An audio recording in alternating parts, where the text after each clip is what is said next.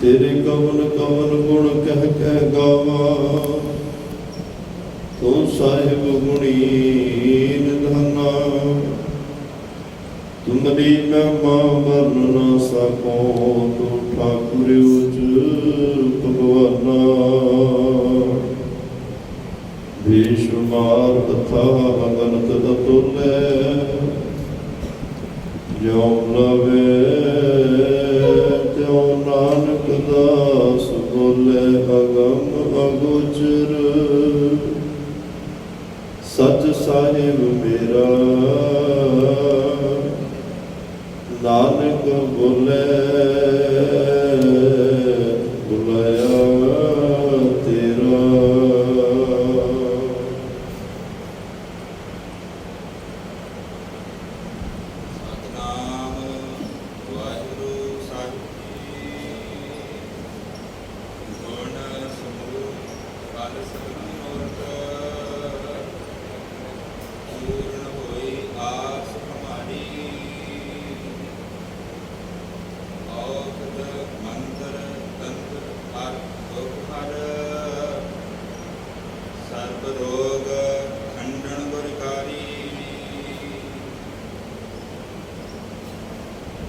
वाहिगुरु जी का खालसा, वाहिगुरु जी की फतेह। परम सत्कार ते सन्मानियो, चवर छतर तखत दे मालक, जुगो जुगो अटल सर्व सांझी वालता दे पैगंबर, दीन दुनी दे राखे मनुखता दे सांझे रह गुरु गुरता गद्दी ते सुभाईमान। ताना धन धन साहिब श्री गुरु ग्रंथ साहिब महाराज जी की अपार कृपा बख्शिश रहमत का सदका गुरुद्वारा सिंह शहीदा सुहाना इस पाक पवित्र स्थान के उपर अमृत वेले के दीवाना की हाजरी भर रहे गुरु प्यारे गुरु सवारे सत्संगी जनों, वडभागे हो, धनता दे योग हो, सतगुरां दी महान बख्शिश नाल अमृत वेले जागण की दात बख्शिश सतगुरां वालों हुई। बाणी पढ़न सुनन का सुभागा समा प्राप्त होया। आसा जी की वार दी कीर्तन आप जी ने श्रवण कीते। उपरंत चल रही श्री गुरु ग्रंथ साहिब महाराज जी की लड़ीवार कथा, रब विचार गुरबाणी विचार नाल जुड़न का भी सुभाग समा आपां नूं प्राप्त होया है। आओ इस मिले हुए समय नूं गुरु की बात पाके गुरु गोदी अंदर बैठ के अपने जीवन जिंदगी दियां कुछ घड़ियां पलों नूं सफल करने का यत्न करिए। सतगुरां तो जीवन सेध लईए, जिहदे नाल साडा जीवन सफल हो सके, असीं गुरु के दर ते प्रवान हो सकीए। अज दे इस पावन पवित्र बचन अंदर धन धन साहिब श्री गुरु अर्जन देव महाराज बेअंत बख्शिशां दियां रहमतां दियां गल्लां साडे नाल साझीआं कर रहे हैं कि सारा कुछ इस परमात्मा के चरणों में आया। अकाल पुरख वाहिगुरू की ओट लिया, उहदा आसरा लिया, उहदे चरणों नाल जुड़िया प्राप्त होंदा है। दुखों दलिदरां दा नाश होंदा है, हर एक सुख की प्राप्ति होंदी है। हर एक सुख सतगुरु अकाल पुरख वाहिगुरू परमात्मा साडी झोली विच पाउंदे हन। जे कोई उस परमात्मा के चरणों नाल जुड़ के चले, उस परमात्मा ते पूर्ण विश्वास रख के उहदा ओट आसरा लैके तुरे, उहदी जिंदगी विच किसी गल की कोई कमी नहीं रहिंदी, उहदी जीवन विच किसी चीज़ का कदे तोटा कोई नहीं रहिंदा। आओ बड़े प्यार सत्कार नाल धन धन साहिब श्री गुरु अर्जन देव महाराज साहब की अज उपदेश बख्शिश कर रहे हैं, प्यार नाल सरवण करिए जी। सतनाम श्री वाहिगुरू साहिब जी। गुण समूह फल सगल मनोरथ, पूर्ण होई आस हमारी। धन गुरु अर्जन देव साहब सच्चे पातशाह कहते हैं, गुण समूह सारे गुण, सारे मनोरथ ते सारे फल, ये उस परमात्मा के सिमरन नाल, उस परमात्मा की इबादत नाल, उहनूं ध्यान दे नाल, उहनूं याद करन दे नाल प्राप्त होंदे ने। ਸਤਿਗੁਰੂ ਸਾਰੇ ਗੁਣਾਂ ਦਾ ਦਾਤਾ ਹੈ। ਉਹ ਗੁਣ ਸਾਨੂੰ ਇਸ ਦਰ ਘਰ ਤੋਂ ਮਿਲਦੇ ਨੇ ਜਿਹਨੂੰ ਮਹਾਰਾਜ ਕਹਿੰਦੇ ਆ, ਸਭ ਗੁਣ ਤੇਰੇ ਮੈਂ ਨਾਹੀ ਕੋਏ, ਬਿਨ ਗੁਣ ਕੀਤੇ ਭਗਤ ਨਾ ਹੋਏ। ਜਿਹੜੇ ਗੁਣਾਂ ਤੋਂ ਬਿਨਾਂ ਭਗਤੀ ਨਹੀਂ ਹੋ ਸਕਦੀ, ਉਹ ਗੁਣ ਸਾਨੂੰ ਸਤਿਗੁਰੂ ਪਾਤਸ਼ਾਹ ਦੀ ਭਗਤੀ ਦੁਆਰਾ, ਸਿਮਰਨ ਦੁਆਰਾ ਗੁਰੂ ਦੀ ਗੋਦੀ ਵਿੱਚ ਬੈਠਿਆਂ ਪ੍ਰਾਪਤ ਹੁੰਦੇ ਨੇ। ਉਹ ਗੁਣਾਂ ਦੇ ਨਾਲ ਹੀ ਇਨਸਾਨ ਸਨਮਾਨਿਆ ਜਾਂਦਾ ਹੈ, ਪ੍ਰਵਾਨਿਆ ਜਾਂਦਾ ਹੈ, ਸਤਿਕਾਰਿਆ ਜਾਂਦਾ ਹੈ। ਜਿਵੇਂ ਗੁਣ ਜਿਹੜੇ ਨੇ ਇੱਕ ਜ਼ਿੰਦਗੀ ਦਾ ਖੂਬਸੂਰਤ ਹਿੱਸਾ ਹੁੰਦੇ। ਦੁਨਿਆਵੀ ਲੋਕ ਆਮ ਤੌਰ ਤੇ ਇਨਸਾਨ ਆਪਣੇ ਤਨ ਨੂੰ ਸ਼ਿੰਗਾਰਨ ਵਾਸਤੇ ਸੋਨਾ ਪਾਉਂਦੇ ਨੇ। ਸੋਨੇ ਨਾਲ ਸਾਡਾ ਤਨ ਸੋਹਣਾ ਲੱਗੇ, ਸਾਡੇ ਸੁਹੱਪਣ 'ਚ ਵਾਧਾ ਹੋਵੇ, ਸਾਡੀ ਸੁੰਦਰਤਾ 'ਚ ਵਾਧਾ ਹੋਵੇ। ਪਰ ਉਹ ਸੋਨਾ ਕੀਮਤੀ ਹੈ, ਹਰ ਇੱਕ ਨੂੰ ਪ੍ਰਾਪਤ ਨਹੀਂ ਹੁੰਦਾ, ਹਰ ਇੱਕ ਨੂੰ ਨਸੀਬ ਨਹੀਂ ਹੁੰਦਾ। ਜਿਹਨੂੰ ਹੁੰਦਾ ਉਹਨੂੰ ਬੜੀ ਮਿਹਨਤ ਕਰਨੀ ਪੈਂਦੀ ਹੈ। ਜਿਹਨੂੰ ਉਹ ਸੋਨਾ ਪ੍ਰਾਪਤ ਹੁੰਦਾ, ਬੜੀ ਮਿਹਨਤ ਕਰਕੇ ਸੋਨੇ ਤੱਕ ਪਹੁੰਚਦਾ, ਤਾਂ ਉਹਦੇ ਤਨ ਦਾ ਉਹ ਸੋਨਾ ਸ਼ਿੰਗਾਰ ਬਣਦਾ ਹੈ। ਤੇ ਸਤਿਗੁਰੂ ਕਹਿੰਦੇ ਸੋਨੇ ਨਾਲ ਤਾਂ ਤਨ ਸ਼ਿੰਗਾਰਿਆ ਜਾ ਸਕਦਾ, ਸੋਨਾ ਤੇਰੇ ਤਨ ਦਾ ਸ਼ਿੰਗਾਰ ਹੋ ਸਕਦਾ, ਪਰ ਜ਼ਿੰਦਗੀ ਦਾ ਸ਼ਿੰਗਾਰ ਤੇਰੇ ਗੁਣ ਨੇ, ਤੇਰੇ ਜੀਵਨ ਦਾ ਸ਼ਿੰਗਾਰ ਤੇਰੇ ਗੁਣ ਨੇ। ਤੇ ਇਹ ਗੁਣ ਵੀ ਬੜੀ ਮਿਹਨਤ ਦੇ ਨਾਲ ਪ੍ਰਾਪਤ ਹੁੰਦੇ ਨੇ। ਬੜੀ ਘਾਲਣਾ ਘਾਲ ਕੇ ਇਨਸਾਨ ਵਿੱਚ ਗੁਣ ਜਿਹੜੇ ਉਹ ਟਿਕਦੇ ਨੇ, ਔਗਣਾਂ ਦਾ ਨਾਸ਼ ਹੁੰਦਾ ਹੈ। ਫਿਰ ਉਹ ਕਿਤੇ ਜਾ ਕੇ ਉਹਨੂੰ ਸਤਿਕਾਰ ਤੇ ਸਨਮਾਨ ਮਿਲਦਾ ਹੈ। ਤਾਂ ਸਤਿਗੁਰੂ ਪਾਤਸ਼ਾਹ ਕਹਿੰਦੇ ਇਹ ਗੁਣਾਂ ਤੋਂ ਵੀ ਹੋਣੀ ਜ਼ਿੰਦਗੀ। ਜਿਨ੍ਹਾਂ ਕੋਲ ਇਕੱਲੇ ਹੀ ਔਗਣ ਹੋਣ, ਉਹਨਾਂ ਨੂੰ ਸੰਸਾਰਿਕ ਤੌਰ ਤੇ ਵੀ ਕੋਈ ਲਾਇਕ ਨਹੀਂ ਕਰਦਾ, ਕੋਈ ਪਸੰਦ ਨਹੀਂ ਕਰਦਾ, ਕੋਈ ਗੱਲ ਨਹੀਂ ਕਰਦਾ, ਕੋਲ ਨਹੀਂ ਖੜਦਾ, ਤੇ ਉਹ ਧਰਮ ਦੀ ਦੁਨੀਆ ਵਿੱਚ ਵੀ ਪਛੜ ਜਾਂਦੇ। ਧਰਮ ਦੀ ਦੁਨੀਆ ਵਿੱਚ ਵੀ ਕਿਸੇ ਮੁਕਾਮ ਤੇ ਉਹ ਨਹੀਂ ਪਹੁੰਚ ਸਕਦੇ, ਕਿਉਂਕਿ ਔਗਣਾਂ ਦਾ ਵਾਧਾ ਹੋ ਜਾਂਦਾ ਹੈ। ਗੁਣ ਜਿਹੜੇ ਨੇ ਉਹ ਗਲ ਜਾਂਦੇ ਨੇ, ਗੁਣ ਸਾਰੇ ਨਾਸ਼ ਹੋ ਜਾਂਦੇ ਨੇ। ਪਰ ਸਤਿਗੁਰੂ ਗੁਣਾਂ ਦੀ ਅੱਜ ਗੱਲ ਕਰ ਰਹੇ ਨੇ ਵੀ ਸਾਰੇ ਗੁਣਾਂ ਦਾ ਦਾਤਾ ਪ੍ਰਮਾਤਮਾ ਹੈ। ਉਹਦੇ ਸਿਮਰਨ ਵਿੱਚੋਂ ਸਾਰੇ ਗੁਣ ਪ੍ਰਾਪਤ ਹੁੰਦੇ ਨੇ, ਉਹਦਾ ਸਿਮਰਨ ਕੀਤਿਆਂ ਸਾਰੇ ਗੁਣ ਪ੍ਰਾਪਤ ਹੁੰਦੇ ਨੇ। ਸਤਿਗੁਰੂ ਕਹਿੰਦੇ ਕਈ ਵਾਰ ਇਨਸਾਨ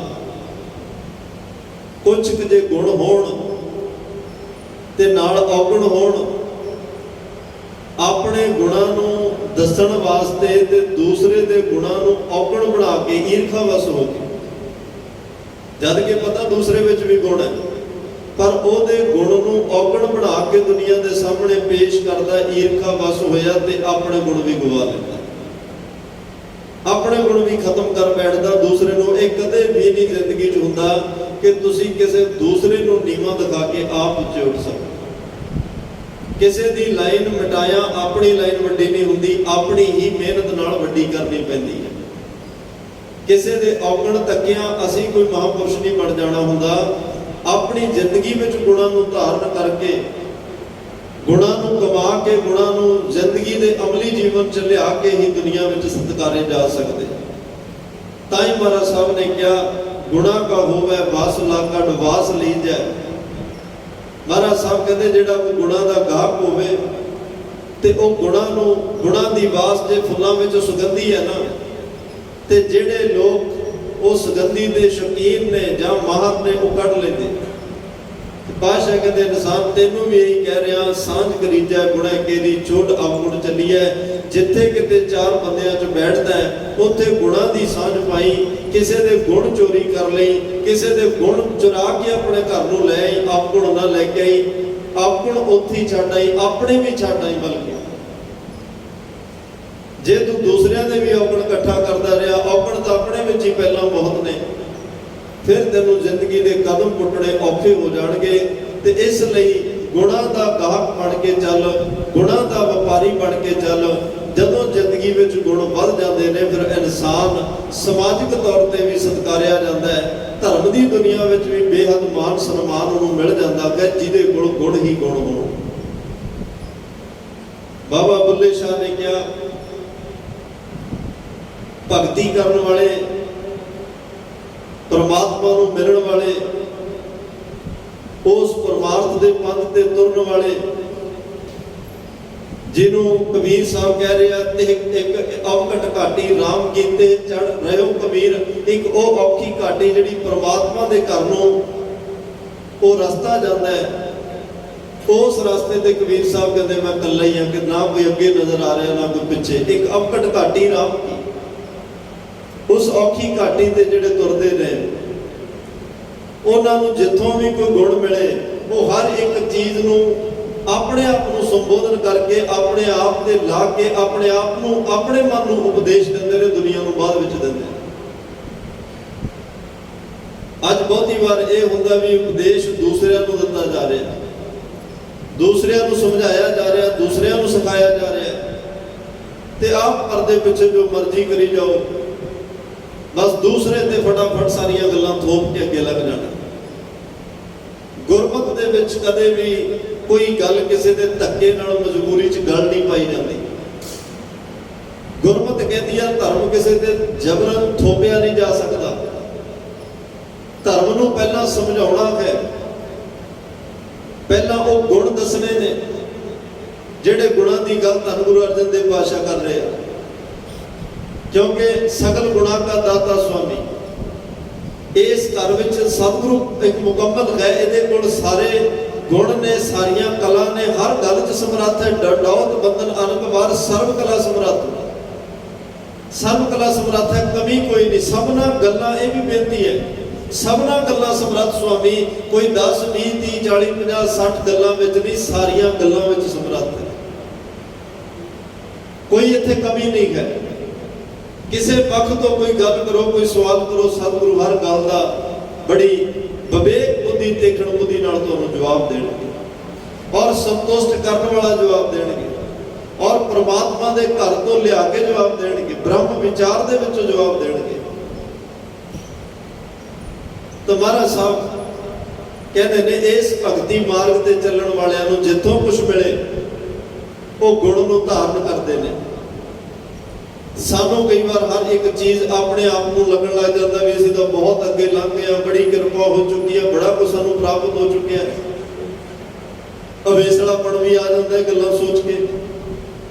ਸੰਸਾਰ ਤੋਂ ਕਿਸੇ ਵੱਡੇ ਛੋਟੇ ਤੋਂ ਨਫ਼ਰਤ ਵੀ ਮਨ 'ਚ ਹੋ ਜਾਂਦੀ ਹੈ ਵੀ ਇਹ ਸ਼ਰਾਬੀ ਕਬਾਬੀ, ਇਹ ਮਾੜੇ, ਵੀ ਮੈਂ ਇਹਦੇ ਨਾਲ ਕਿਉਂ ਗੱਲ ਕਰਾਂ, ਇਹਦੇ ਕੋਲ ਕਿਉਂ ਬੈਠਾ।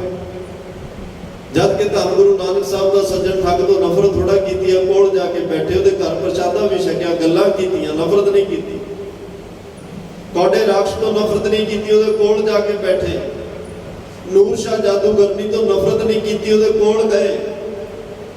ਵਲੀ ਕਧਾਰੀ ਤੋਂ ਨਫ਼ਰਤ ਨਹੀਂ ਕੀਤੀ ਕਿ ਤੂੰ ਲੋਕਾਂ ਨੂੰ ਪਰੇਸ਼ਾਨ ਕਰ ਰਿਹਾ, ਨਾ ਹੰਕਾਰ ਬਸ ਹੋਇਆ, ਉਹਦੇ ਕੋਲ ਜਾ ਕੇ ਉਹਦੇ ਨਾਲ ਗੱਲਬਾਤ ਕੀਤੀ। ਹਮਜਾ ਗੌਸ ਪੀਰ ਤੋਂ ਨਫ਼ਰਤ ਨਹੀਂ ਕੀਤੀ। ਇਹ ਗੁਰੂ ਦਾ ਬਿਰਦ ਹੈ, ਗੁਰੂ ਦਾ ਸੁਭਾਅ ਹੈ, ਗੁਰੂ ਦਾ ਇਹ ਵਿਸ਼ੇਸ਼ ਗੁਣ ਹੈ। ਉਹ ਨਫ਼ਰਤ ਕਿਸੇ ਤੋਂ ਵੀ ਨਹੀਂ ਕਰਦਾ। ਕਿਸੇ ਤੋਂ ਵੀ ਅਸੀਂ ਤਾਂ ਕਿਸੇ ਤੋਂ ਨਫ਼ਰਤ ਕਰ ਸਕਦੇ ਹਾਂ ਵੀ ਇਹ ਬੰਦਾ ਬਹੁਤ ਮਾੜਾ, ਬੜੇ ਡਿੱਗੇ ਆਚਰਣ ਵਾਲਾ ਹੈ, ਪਰ ਸਤਿਗੁਰੂ ਉਹਨੂੰ ਵੀ ਉਸੇ ਤਰ੍ਹਾਂ ਹੀ ਮਿਲਦੇ ਆ ਜਿਵੇਂ ਦੂਸਰਿਆਂ ਨੂੰ ਮਿਲਦੇ। ਉਹਦੇ ਲਈ ਵੀ ਦਰਵਾਜ਼ਾ ਉਵੇਂ ਹੀ ਖੁੱਲ੍ਹਾ ਜਿਵੇਂ ਦੂਜਿਆਂ ਲਈ ਖੁੱਲ੍ਹਾ ਹੈ। ਉਹਦੀ ਵੀ ਅਰਦਾਸ ਸੁਣਦੇ ਆ ਜਿਵੇਂ ਦੂਸਰਿਆਂ ਦੀ ਸੁਣਦੇ ਆ। ਹਾਂ, ਜਦੋਂ ਕੋਈ ਅਰਦਾਸ ਕਰਦਾ ਫਿਰ ਪਾਪ ਪੁੰਨ ਦੇ ਸਾਖੀ ਹੋਏ, ਪਾਪ ਤੇ ਪੁੰਨ ਉਹਦੇ ਸਾਖੀ ਗਵਾਹ ਬਣਦੇ ਨੇ ਉਸ ਵੇਲੇ। ਤੇ ਨਹੀਂ ਬੰਦਾ ਕਹਿੰਦਾ ਜੀ ਅਰਦਾਸ ਤਾਂ ਬੜੀ ਕੀਤੀ ਪਰ ਸੁਣੀ ਨਹੀਂ ਗਈ। ਪਰ ਜਿਹਦੇ ਲਈ ਕਰ ਰਹੇ ਆ, ਜਿਹਦੀ ਕਰ ਰਹੇ ਆ, ਉਹਦੇ ਪਾਪ ਪੁੰਨ ਉਸ ਵੇਲੇ ਨਾਲ ਖੜੇ ਹੁੰਦੇ ਜਦੋਂ ਤੁਸੀਂ ਅਰਦਾਸ ਕਰਦੇ।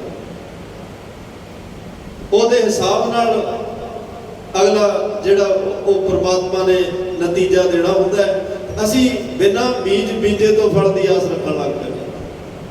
ਬੀਜ ਧਰਤੀ 'ਚ ਪਾਇਆ ਨਹੀਂ, ਐਵੇਂ ਖੇਤ ਗੇੜੇ ਮਾਰੀ ਜਾਓ ਵੀ ਝਾੜ ਲੱਗਿਆ ਕਿ ਨਹੀਂ ਲੱਗਿਆ, ਕਿੰਨਾ ਆਇਆ ਕਿੰਨਾ। ਸਿਆਣਾ ਬੰਦਾ ਕਹੇਗਾ ਭਾਈ ਪਹਿਲਾਂ ਧਰਤੀ 'ਚ ਬੀਜ ਬੋ, ਫਿਰ ਉਹ ਬੀਜ ਨੂੰ ਸੰਭਾਲ, ਉਹਦੀ ਖਾਦ ਖੁਰਾਕ ਪੂਰੀ ਕਰ, 6 ਮਹੀਨੇ ਮਿਹਨਤ ਕਰ। ਕਦੋਂ ਪਾਣੀ ਚਾਹੀਦਾ, ਕਦੋਂ ਰੇ ਸਪਰੇ ਖਾਦ ਕੀ ਚਾਹੀਦਾ, ਉਹ ਟਾਈਮ ਟੂ ਟਾਈਮ ਦੇ। ਫਿਰ ਫਲ ਦੀ ਆਸ ਰੱਖੀ, ਫਿਰ ਤੈਨੂੰ ਮਿਲੇਗਾ। ਜੇ ਮਿਹਨਤ ਕੀਤੀ ਹੋਏਗੀ ਫਲ ਬੀਜਿਆ ਹੋਏਗਾ। ਅੱਜ ਬਿਨਾਂ ਬੀਜ ਬੀਜੇ ਤੋਂ, ਬਿਨਾਂ ਮਿਹਨਤ ਕਰੇ ਤੋਂ ਸੇਵਾ ਥੋੜੀ ਮੰਗਨ ਬਹੁਤਾ। ਤੇ ਇਨਸਾਨ ਵੱਡੇ ਵੱਡੇ ਚਾਦਰਾਂ ਚੱਕੀ ਵਰਦਾ ਵੀ ਪਤਾ ਨਹੀਂ ਕਿੰਨਾ ਫਲ ਆਉਣਾ ਤੇ ਮੈਂ ਚਾਦਰ 'ਚ ਬੰਨ ਕੇ ਘਰ ਨੂੰ ਲੈ ਜਾਣਾ। ਸਤਿਗੁਰੂ ਕਹਿੰਦੇ ਚਾਦਰਾਂ ਜਿੰਨੀਆਂ ਮਰਜ਼ੀ ਲੈ ਕੇ ਆਈ ਕੋਈ ਊਣੀ ਨਹੀਂ ਰਹੇਗੀ, ਭਰ ਜਾਏਗੀ, ਪਰ ਪਹਿਲਾਂ ਬੀਜ ਬੀਜਣਾ ਪਏਗਾ।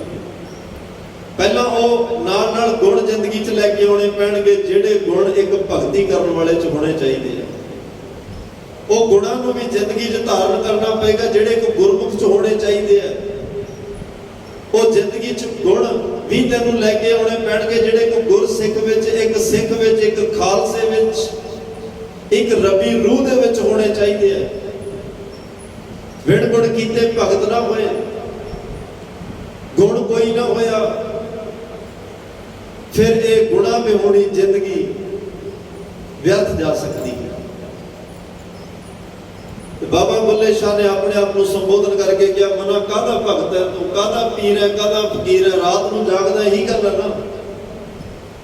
ਰਾਤ ਨੂੰ ਜਾਗ ਕੇ ਤੂੰ ਜੋ ਵੀ ਕਰਦਾ ਹੈ ਤੇ ਇਹੀ ਤੇਰੇ ਚ ਤੂੰ ਆਪਣੇ ਆਪ ਨੂੰ ਸਮਝਦਾ ਹੈ ਵਿਲੱਖਣ ਗੁਣਾਂ ਤੇ। ਬਾਬਾ ਸ਼ੇਖ ਫਰੀਦ ਸਾਹਿਬ ਕਹਿੰਦੇ ਰਾਤ ਨੂੰ ਤਾਂ ਕੁੱਤੇ ਵੀ ਜਾਗਦੇ ਆ, ਫਿਰ ਤੇਰੇ ਤੇ ਉਹਨਾਂ 'ਚ ਫਰਕ ਕੀ ਹੋਇਆ? ਰਾਤੀ ਜਾਗਣ ਭਗਤ ਸਦਾਵਣ, ਰਾਤੀ ਜਾਗਣ ਕੁੱਤੇ ਤੇਥੋਂ ਉੱਤੇ। ਕੁੱਤੇ ਵੀ ਰਾਤ ਨੂੰ ਜਾਗਦੇ, ਤੂੰ ਵੀ ਰਾਤ ਨੂੰ ਜਾਗਦਾ। ਰੁੱਖੀ ਸੁੱਖੀ ਖਾ ਮਾਲਕ ਦੀ ਜਾ ਰੂੜੀ ਤੇ ਸੁੱਤੇ, ਤੂੰ ਜੇ ਰਾਤ ਨੂੰ ਜਾਗਿਆ ਚੰਗੇ ਪਦਾਰਥ ਛਕੇ ਹੋਏ ਨੇ ਪਹਿਲਾਂ, ਸਵੇਰੇ ਉੱਠਦੇ ਨੂੰ ਚੰਗੇ ਪਦਾਰਥ ਫਿਰ ਤਿਆਰ ਨੇ। ਜੇ ਤੂੰ ਸਵੇਰੇ ਆਰਾਮ ਕਰਨਾ, ਤੇਰੇ ਲਈ ਸੋਹਣੀ ਸੇਜ ਹੈ, ਸੋਹਣਾ ਵਿਛੋੜਾ ਹੈ, ਸੋਹਣਾ ਆਸਣ ਹੈ, ਤੇ ਤੂੰ ਤਾਂ ਆਪਣੀ ਰਾਖੀ ਕੀਤੀ ਨਾ, ਆਪਣੇ ਆਪ ਨੂੰ ਸੰਭਾਲਣ ਲਈ ਸਾਰੀ ਰਾਤ ਜਾਗਿਆ। ਤੇ ਕੁੱਤਾ ਤੇਰੇ ਨਾਲੋਂ ਚੰਗਾ ਜਿਹੜੇ ਸਾਰੇ ਪਰਿਵਾਰ ਦੀ ਰਾਖੀ ਲਈ ਜਾਗਿਆ। ਫਿਰ ਰੁੱਖੀ ਸੁੱਖੀ ਖਾ ਮਾਲਕ ਦੀ, ਉਹਨੇ ਚੰਗੇ ਪਦਾਰਥਾਂ ਦੀ ਡਿਮਾਂਡ ਨਹੀਂ ਕੀਤੀ ਮੈਨੂੰ ਆਹ ਦਿਓ ਦਿਓ ਫਿਰ ਜਾਗਾਂਗਾ।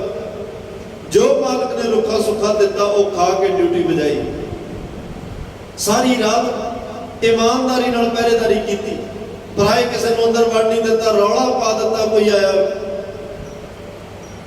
ਤੇ ਫਿਰ ਦਿਨੇ ਵੀ ਕੋਈ ਚੰਗਾ ਵਿਛੋਣਾ ਨਹੀਂ, ਜਾ ਰੂੜੀ ਤੇ ਸੁੱਤੇ, ਰੂੜੀਆਂ ਤੇ ਸੁੱਤੇ ਆ ਵਿਚਾਰੇ। ਤੇ ਇੱਥੋਂ ਉੱਤੇ ਦਰ ਮਾਲਕ ਦਾ ਕਦੇ ਨਾ ਛੱਡ ਦੇ, ਭਾਵੇਂ 100 ਮਾਰੇ ਜੁੱਤੇ, ਤੇ ਇੱਥੋਂ ਉੱਤੇ ਉਹ ਮਾਲਕ ਦਾ ਦਰ ਨਹੀਂ ਛੱਡਦੇ। ਗੁਣ ਦੇਖ ਉਹਨਾਂ 'ਚ ਕਿੰਨੇ ਆ, ਭਾਵੇਂ ਉਹ 100 ਵਾਰੀ ਮਾਰੇ, 100 ਵਾਰੀ ਚੜ ਕੇ ਬੇਸ਼ੱਕ ਭੁੱਖਾ ਰੱਖੇ, ਪਰ ਕਦੇ ਇਹ ਨਹੀਂ ਹੋਇਆ ਕੁੱਤਾ ਅੱਜ ਜਿਹਾ ਮਾਲਕ ਨੇ ਰੋਟੀ ਨਹੀਂ ਪਾਈ ਕਿ ਉਹਦਾ ਦਰ ਛੱਡ ਕੇ ਕਿਸੇ ਹੋਰ ਦੇ ਦਰ ਤੇ ਬੈਠ ਜਾਏ। ਬਾਬਾ ਸ਼ੇਖ ਫਰੀਦ ਸਾਹਿਬ ਕਹਿੰਦੇ ਤੂੰ ਮਨਾ ਕਿੰਨੇ ਵਾਰੀ ਡੋਲਿਆ, ਜੇ ਕੁਝ ਮਿਲਿਆ ਨਹੀਂ ਤੇ ਤੂੰ ਸੋਚਦਾ ਵੀ ਹੁਣ ਰੱਬ ਕੋਈ ਹੋਰ ਲੱਭ ਲਈਏ। ਜੇ ਕਿਸੇ ਗੱਲ 'ਚ ਦੇਰੀ ਹੋ ਗਈ, ਕੋਈ ਅਰਦਾਸ ਪੂਰੀ ਹੋਣ ਵਿੱਚ ਦੇਰੀ ਹੋ ਗਈ, ਤੇ ਤੂੰ ਖੁਦਾ ਕੋਈ ਭਗਵਾਨ ਕੋਈ ਰੱਬ ਨਵਾਂ ਲੱਭਣ ਲੱਗ ਪੈਂਦਾ, ਕੋਈ ਦਰ ਨਵਾਂ ਲੱਭਣ ਲੱਗ ਪੈਂਦਾ ਵੀ ਇੱਥੇ ਗੱਲ ਨਹੀਂ ਬਣੀ, ਹੁਣ ਉੱਥੇ ਜਾ ਕੇ ਵੇਖ ਲਈਏ, ਇੱਥੇ ਵੀ ਅਰਦਾਸ ਕਰਾ ਕੇ ਵੇਖ ਲਈਏ, ਉੱਥੇ ਵੀ ਮੱਥਾ ਟੇਕ ਕੇ ਵੇਖ ਲਈਏ, ਉੱਥੋਂ ਵੀ ਕੁਝ ਲੈ ਆਈਏ। ਤੇ ਜਦ ਕਿ ਤੇਰੇ ਕੋਲੇ ਤਾਂ ਚੰਗੇ ਪਦਾਰਥ ਨੇ ਛਕਣ ਲਈ, ਬੜਾ ਕੁਛ ਹੈ ਤੇਰੇ ਕੋਲ, ਫਿਰ ਵੀ ਤੂੰ ਮਾਲਕ ਦਾ ਸ਼ੁਕਰਾਨਾ ਕਰਨ ਦੀ ਬਜਾਏ ਉਹਦੇ ਨਾਲੋਂ ਵਿਛੋੜਾ ਪਾਉਣ ਦੀ ਸੋਚਦਾ ਹੈ, ਉਹਦਾ ਧੰਨਵਾਦ ਕਰਨ ਦੀ ਬਜਾਏ ਉਹਨੂੰ ਤਿਆਗਣ ਦੀ ਗੱਲ ਸੋਚਦਾ ਦਿਮਾਗ 'ਚ। ਫਿਰ ਤੇਰੇ ਨਾਲੋਂ ਕੁੱਤੇ ਚੰਗੇ ਹੋਏ ਨਾ। ਰੁੱਖੀ ਸੁੱਖੀ ਖਾ ਮਾਲਕ ਦੀ ਜਾ ਰੂੜੀ ਤੇ ਸੁੱਤੇ, ਦਰ ਮਾਲਕ ਦਾ ਕਦੇ ਨਾ ਛੱਡਦੇ, ਭਾਵੇਂ 100 ਮਾਰੇ ਜੁੱਤੇ ਤੇਥੋਂ ਉੱਤੇ। ਉੱਠ ਬੁੱਲਿਆ ਉੱਠ ਪੀਰ ਬਣਾ ਲੈ, ਨਹੀਂ ਤਾਂ ਬਾਜੀ ਲੈ ਕੇ ਕੁੱਤੇ ਤੇਥੋਂ ਉੱਤੇ। ਇਸ ਲਈ ਆਪਣੇ ਮਨ ਨੂੰ ਜਗਾਓ ਮਨਾ, ਤੇ ਇਹ ਗੁਣਾਂ ਨੂੰ, ਚੰਗੇ ਗੁਣਾਂ ਨੂੰ ਧਾਰਨ ਕਰਕੇ ਤੂੰ ਵੀ ਪਰਮਾਤਮਾ ਦੇ ਦਰ ਦਾ ਕੂਕਰ ਹੋ। ਕੂਕਰ ਤੇਰੇ ਦਰਬਾਰ ਭੌਕੇ ਆਗੇ ਬਦਨ ਬਸਾਰ, ਕਬੀਰ ਕੂਕਰ ਨਾਮ ਕੋ मोतिया मेरो नाव, गले हमारे जेबरी जह खिंचे तह जाओ। कि सतगुरु असीं तेरे दर दे कूकर हाँ, सानू कोई पता नहीं, भौके आगे बदन बसार, असीं तेरे दर ते बैठे, सानू बोलना नहीं आउंदा, बोलना सिखा दिओ। सानू एक एक करके सारे गुण धारण कर दिओ, जिहड़े गुणा करके साडी तेरे तक पहुंच हो सके, ते साडी तेरे नाल एक मिकता हो सके, अपना जीवन सफल कर सकिए। भाई नंद लाल साहब वर्गिया ने धन गुरु गोबिंद सिंह साहब पातशाह के चरणों च आउंदे आ। पहली तकनी, पहली झलक जदों गरीब नवाज दाते दी बाणी, रात का समा होवे, पूर्णमाशी दी रात, चंद्रमा दीयां किरणां, धन श्री गुरु गोबिंद सिंह साहब पातशाह दे चेहरे ते पईयां। भाई नंद लाल साहब दर्शन कर रहे हैं, महाराज साहब के केस पिछे नूं सिटे हुए ने, ਰੌਸ਼ਨੀ ਵਿੱਚ ਕੇਸ ਚਮਕੇ ਤੇ ਉੱਥੇ ਹੀ ਪਰਮਾਤਮਾ ਨੂੰ ਸੰਬੋਧਨ ਹੋ ਕੇ, ਅਕਾਲ ਪੁਰਖ ਨੂੰ ਮੁਖਾਤਬ ਹੋ ਕੇ ਤੇ ਉਹਨਾਂ ਦੀ ਰਸਨਾ ਤੇ ਬੋਲ ਆਏ, ਜਿਹਨੂੰ ਕਲਮਬੰਦ ਕੀਤਾ ਦੀਨ ਦੁਨੀਆ ਦਰਗਬੰਦ ਆਪ ਰੀ ਰੁਖਸਾਰਵਾ ਹਰ ਦੋ ਆਲਮ ਕੀਮਤੇ ਯਾ ਕਤਾਰ ਮੋਏ ਯਾਰਮਾ। ਧੰਨ ਗੁਰੂ ਗੋਬਿੰਦ ਸਿੰਘ ਸਾਹਿਬ ਪਾਤਸ਼ਾਹ ਦੀਨ ਤੇ ਦੁਨੀਆ ਦੋਵੇਂ ਬੰਦੇ ਪ੍ਰਿੰਸੀਪਲ ਹਰਭਜਨ ਸਿੰਘ ਨੇ ਤਰਜਮਾ ਕੀਤਾ। ਅੰਦਰ ਜ਼ੁਲਫ ਪਿਆਰੇ, ਦੀਨ ਤੇ ਦੁਨੀਆ, ਲੋਕ ਤੇ ਪਰਲੋਕ। ਧੰਨ ਗੁਰੂ ਗੋਬਿੰਦ ਸਿੰਘ ਸਾਹਿਬ ਪਾਤਸ਼ਾਹ ਤੇਰੇ ਇੱਕ ਵਾਲ ਦੀ ਕੀਮਤ ਤੇ ਦੋਵੇਂ ਜਾਣੇ ਰਲ ਕੇ ਨਹੀਂ ਪਾ ਸਕਦੇ। ਐਡਾ ਬੇਸ਼ਕੀਮਤੀ ਗੁਰੂ ਗੋਬਿੰਦ ਸਿੰਘ ਸਾਹਿਬ। ਕਦੇ ਕਹਿ ਰਹੇ ਹੋ ਗਾਹੇ ਸੂਫੀ ਗਾਹੇ ਜ਼ਾਹਿਦ ਗਾਹੇ ਕਲੰਦਰ ਬੇਸ਼ਵਰ, ਰੰਗ ਹਾਏ ਮੁਖਤਲਫ ਦਾਰਦ ਬੁੱਤ ਅਯਾਰਮਾ। ਕਿਧਰੇ ਸੂਫੀ ਕਿਤੇ ਕਲੰਦਰ, ਜ਼ਾਹਿਦ ਕਿਤੇ ਕਹਾਵੇ ਚੋਜੀ ਪ੍ਰੀਤਮ ਮੇਰਾ ਸਈਓ। ਪਲ ਪਲ ਰੂਪ ਵਟਾਵੇ ਮੇਰਾ ਗੁਰੂ ਗੋਬਿੰਦ ਸਿੰਘ। ਕਿਤੇ ਸੂਫੀ ਬਣਦਾ, ਕਿਤੇ ਕਲੰਦਰ ਬਣਦਾ, ਕਿਤੇ ਮਸਤਾਨਾ ਬਣਦਾ, ਕਿਤੇ ਰਾਜਾ ਬਣਦਾ, ਕਿਤੇ ਜੋਗੀ ਬਣਦਾ। ਉਹ ਇੱਕ ਹੈ ਪਰ ਉਹਦੇ ਰੂਪ ਅਨੇਕ ਨੇ। ਅਨੇਕਤਾ ਵਿੱਚੋਂ ਫਿਰ ਇੱਕ ਚ ਆ ਜਾਂਦਾ ਹੈ। ਤੇ ਉਹੀ ਨੰਦ ਲਾਲ ਸਾਹਿਬ ਸਤਿਗੁਰਾਂ ਦੇ ਚਰਨਾਂ ਦਾ ਮੁਰੀਦ ਹੋਇਆ, ਕਾਇਲ ਹੋਇਆ। ਤੇ ਇੱਕ ਦਿਨ ਮਹਾਰਾਜ ਸਾਹਿਬ ਨੂੰ ਉਹ ਪ੍ਰਸ਼ਾਦਾ ਛਕਾਉਣ ਦੀ ਡਿਊਟੀ ਹੈ। ਪ੍ਰਸ਼ਾਦਾ ਜਦੋਂ ਥਾਲੀ ਅੱਗੇ ਰੱਖਦਾ ਹੈ ਤੇ ਧੰਨ ਗੁਰੂ ਗੋਬਿੰਦ ਸਿੰਘ ਪ੍ਰਸ਼ਾਦਾ ਛਕਣ ਤੋਂ ਪਹਿਲਾਂ ਇੱਕ ਬੁਰਕੀ, ਇੱਕ ਗਰਾਈ ਤੋੜ ਕੇ ਜਿਹੜਾ ਕਦਮਾਂ 'ਚ ਕੁੱਤਾ ਬੈਠਾ ਉਹਦੇ ਵੱਲ ਸਿੱਟ ਦਿੰਦੇ। ਉਸ ਕੁੱਤੇ ਵੱਲ ਸਿੱਟਦਿਆ ਹਮ ਕੂਕਰ ਤੇਰੇ ਦਰਬਾਰ, ਕਬੀਰ ਕੂਕਰ ਰਾਮ ਕੋ ਮੁਤੀਆ ਮੇਰੋ ਨਾਉ। ਭਾਈ ਨੰਦ ਲਾਲ ਸਾਹਿਬ ਨੇ ਵੇਖਿਆ ਕਈ ਦਿਨ ਵੀ ਮੇਰੇ ਨਾਲ ਤਾਂ ਕੁੱਤਾ ਹੀ ਚੰਗਾ। ਜਿਹਨੂੰ ਗੁਰੂ ਗੋਬਿੰਦ ਸਿੰਘ ਸਾਹਿਬ ਪਾਤਸ਼ਾਹ ਦੇ ਹਸਤ ਕਮਲਾਂ ਨਾਲ ਮਹਾਰਾਜ ਸਾਹਿਬ ਦੇ ਸੀਤ ਪ੍ਰਸ਼ਾਦ ਵਿੱਚੋਂ ਇੱਕ ਟੁਕੜ, ਇੱਕ ਬੁਰਕੀ ਮਿਲਦੀ ਹੈ। ਇਹ ਕੁੱਤਾ ਕਿੰਨੇ ਭਾਗਾਂ ਵਾਲਾ ਹੋਏਗਾ। ਜਿਸ ਮਸਤਕ ਭਾਗ ਸੋ ਲਾਗਾ ਸੇਵ। ਮਸਤਕ ਭਾਗ, ਜਿਸ ਮਸਤਕ ਭਾਗ, ਇੱਥੇ ਇਕੱਲੇ ਮਨੁੱਖ ਦੀ ਗੱਲ ਨਹੀਂ। ਕੋਈ ਵੀ ਹੋਵੇ, ਜਿਵੇਂ ਪ੍ਰਸ਼ਾਦੀ ਹਾਥੀ ਮਹਾਰਾਜ ਸਾਹਿਬ ਦੇ ਚਲਾਏ ਹੋਏ ਤੀਰ ਚੱਕ ਕੇ ਲਿਆਉਂਦਾ, ਕਮੰਡਲ ਨਾਲ ਚਰਨ ਧਵਾਉਂਦਾ ਤੇ ਕਿੰਨੀ ਮਹਾਰਾਜ ਸਾਹਿਬ ਦਾ ਸੁੰਡ ਨਾਲ ਫੜ ਕੇ ਚਵਰ ਕਰਦਾ। ਜਿਸ ਮਸਤਕ ਭਾਗ ਸੋ ਲਾਗਾ ਸੇ, ਉਹ ਵੀ ਸੇਵਾ ਕਰਦੇ। ਭਾਈ ਨੰਦ ਲਾਲ ਸਾਹਿਬ ਇੱਕ ਦਿਨ ਪ੍ਰਸ਼ਾਦਾ ਫੜਾ ਕੇ ਨਾ ਕੁੱਤੇ ਵਾਲੀ ਜਗ੍ਹਾ ਤੇ ਬੈਠ ਗਏ। ਜਿੱਥੇ ਉਹ ਦਰਵੇਸ਼ ਬੈਠਾ ਉੱਥੇ ਬੈਠ ਗਏ। ਤੇ ਮਹਾਰਾਜ ਸਾਹਿਬ ਨੇ ਪੁੱਛਿਆ ਨੰਦ ਲਾਲ ਅੱਜ ਕੀ ਹੋਇਆ, ਇੱਥੇ ਕਿਉਂ ਬੈਠ ਗਏ? ਨੰਦ ਲਾਲ ਸਾਹਿਬ ਕੁਛ ਨਹੀਂ ਬੋਲੇ। ਮਹਾਰਾਜ ਨੇ ਕਿਹਾ ਨੰਦ ਲਾਲ ਸਾਹਿਬ ਦੱਸੋ ਤੇ ਸਹੀ, ਕੋਈ ਨਾਰਾਜ਼ਗੀ ਹੈ ਮੇਰੇ ਨਾਲ? ਅੱਗੇ ਤੁਸੀਂ ਮੇਰੇ ਕੋਲ ਖੜ ਕੇ ਪ੍ਰਸ਼ਾਦਾ ਛਕਾਉਂਦੇ ਹੋ, ਅੱਜ ਇੱਥੇ ਜਾ ਕੇ ਬੈਠ ਕੇ ਕਾਰਨ? ਭਾਈ ਨੰਦ ਲਾਲ ਸਾਹਿਬ ਦੇ ਨੇਤਰ ਛਲਕੇ।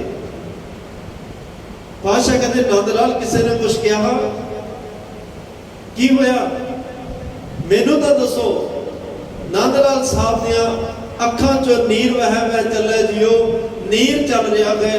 ਥਿਰਕਦੇ ਹੋਏ ਬੁੱਲਾਂ ਨਾਲ ਦੋਵੇਂ ਹੱਥ ਜੋੜ ਕੇ ਬੜੀ ਭਾਵਨਾ ਨਾਲ ਕਿਹਾ ਸੀ ਧੰਨ ਗੁਰੂ ਗੋਬਿੰਦ ਸਿੰਘ ਪਾਤਸ਼ਾਹ, ਮੈਨੂੰ ਇਉਂ ਲੱਗਦਾ ਜਿਵੇਂ ਮੇਰੇ ਨਾਲੋਂ ਕੁੱਤਾ ਹੀ ਚੰਗਾ ਹੋਵੇ। ਮਾਰੇ ਕਹਿੰਦੇ ਨੰਦ ਲਾਲ ਸਾਹਿਬ ਕਿਹੋ ਜਿਹੀਆਂ ਗੱਲਾਂ ਕਰਦੇ ਹੋ? ਕਹਿਣ ਲੱਗੇ ਨਹੀਂ ਬਾਦਸ਼ਾਹ, ਤੁਸੀਂ ਰੋਜ਼ ਪ੍ਰਸ਼ਾਦਾ ਛਕਣ ਤੋਂ ਪਹਿਲਾਂ ਆਪਣੇ ਸੀਤ ਪ੍ਰਸ਼ਾਦ ਵਿੱਚੋਂ ਇੱਕ ਬੁਰਕੀ ਤੋੜ ਕੇ ਇਸ ਕੁੱਤੇ ਵੱਲ ਸਿੱਟਦੇ ਹੋ। ਅੱਜ ਮੈਂ ਉਸ ਕੁੱਤੇ ਦੀ ਜਗ੍ਹਾ ਤੇ ਬੈਠਾ। ਨੰਦ ਲਾਲ ਤੇਰੇ ਦਰ ਦਾ ਕੂਕਰ ਹੈ। ਲਾਲ ਸਗ ਗੁਲਾਮ ਗੁਰੂ ਗੋਬਿੰਦ ਸਿੰਘ, ਸਗ ਦੇ ਅਰਥ ਕੁੱਤਾ ਹੁੰਦੇ ਨੇ ਫਾਰਸੀ। ਨੰਦ ਲਾਲ ਤੇਰੇ ਦਰ ਦਾ ਕੂਕਰ ਹੈ। ਕਿਰਪਾ ਕਰ ਚੋਜੀ ਪ੍ਰੀਤਮ ਧੰਨ ਗੁਰੂ ਗੋਬਿੰਦ ਸਿੰਘ ਸਾਹਿਬ ਪਾਤਸ਼ਾਹ, ਜਿਵੇਂ ਉਸ ਕੁੱਤੇ ਵੱਲ ਰੋਜ਼ ਬਖਸ਼ਿਸ਼ ਦੀ ਇੱਕ ਬੁਰਕੀ ਤੋੜ ਕੇ ਸਿੱਟਦੇ ਹੋ, ਅੱਜ ਨੰਦ ਲਾਲ ਤੇਰੇ ਦਰ ਦਾ ਕੂਕਰ ਉਸੇ ਜਗ੍ਹਾ ਤੇ ਤੇਰੇ ਚਰਨਾਂ 'ਚ ਬੈਠਾ ਇੱਕ ਬੁਰਕੀ ਨੰਦ ਲਾਲ ਵੱਲ ਵੀ ਸਿੱਟ। ਪਤਾ ਮੇਰੀ ਜ਼ਿੰਦਗੀ ਦਾ ਭਲਾ ਹੋ ਜਾਏ। ਧੰਨ ਗੁਰੂ ਗੋਬਿੰਦ ਸਿੰਘ ਸਾਹਿਬ ਪਾਤਸ਼ਾਹ ਨੇ ਬੇਹੱਦ ਪਿਆਰ ਦਿੱਤਾ, ਬੇਹੱਦ ਸਨਮਾਨ ਦਿੱਤਾ, ਆਪਣੇ ਗਲ ਨਾਲ ਲਾਇਆ। ਨਹੀਂ ਨੰਦ ਲਾਲ ਸਾਹਿਬ, ਤੁਹਾਡੀ ਰਚਨਾ ਬਾਕਮਾਲ ਹੈ। ਤੁਹਾਡੀ ਰਚਨਾ ਵਿੱਚੋਂ ਪਰਮਾਤਮਾ ਦੀ ਝਲਕ ਹੈ। ਤੁਹਾਡੀ ਰਚਨਾ ਵਿੱਚ ਪਰਮਾਤਮਾ ਦੀ ਸਿਫਤ ਹੈ। ਤੁਹਾਡੀ ਰਚਨਾ ਵਿੱਚ ਉਸ ਪਰਮਾਤਮਾ ਨੂੰ ਸਮਰਪਣ ਭਾਵਨਾ ਹੈ। ਜਿਹੜਾ ਤੁਹਾਡੀਆਂ ਰਚਨਾਵਾਂ ਪੜ੍ਹਦਾ ਹੈ ਉਹਨੂੰ ਪਰਮਾਤਮਾ ਨਾਲ ਪ੍ਰੇਮ ਪੈਦਾ ਹੋ ਜਾਂਦਾ ਹੈ। ਬੜਾ ਪਿਆਰ। ਮੈਂ ਜਿਹੜੀ ਬੇਨਤੀ ਕਰ ਰਿਹਾ, ਮਹਾਰਾਜ ਸਾਹਿਬ ਕਹਿੰਦੇ ਜ਼ਿੰਦਗੀ 'ਚ ਗੁਣ, ਸਾਰੇ ਗੁਣਾਂ ਦਾ ਮਾਲਕ ਧੰਨ ਪਰਮਾਤਮਾ ਅਕਾਲ ਪੁਰਖ ਵਾਹਿਗੁਰੂ ਹੈ ਤੇ ਉਹਦੇ ਸਿਮਰਨ ਵਿੱਚ ਸਾਰੇ ਗੁਣ ਆ ਜਾਂਦੇ ਨੇ। ਭਾਈ ਸਾਹਿਬ ਭਾਈ ਗੁਰਦਾਸ ਸਾਹਿਬ ਕਹਿੰਦੇ ਕਦੇ ਦਰਖਤ ਵੱਲ ਵੇਖ, इंसान ਨੂੰ कुछ प्राप्त होवे वो सिर ਉੱਚਾ करके तुरदा है, पर दरख्त ਨੂੰ ਜਦੋਂ फल प्राप्त होता है वो धरती ਵੱਲ ਝੁਕ ਜਾਂਦਾ है, वो सिर नीवा कर ਲੈਂਦਾ है। ਉਹਦੇ ਤੇ ਕਿੰਨੀਆਂ ਬਾਰਿਸ਼ਾਂ ਹੋਈਆਂ, ਉਹਨੂੰ ਸਮਾਂ ਬਾਰ-ਬਾਰ ਬਦਲਦਾ ਹੈ, ਰੁੱਤਾਂ ਬਾਰ-ਬਾਰ ਬਦਲਦੀਆਂ, ਉਹਨੂੰ ਤਕਲੀਫ ਦਿੰਦੀਆਂ ਨੇ।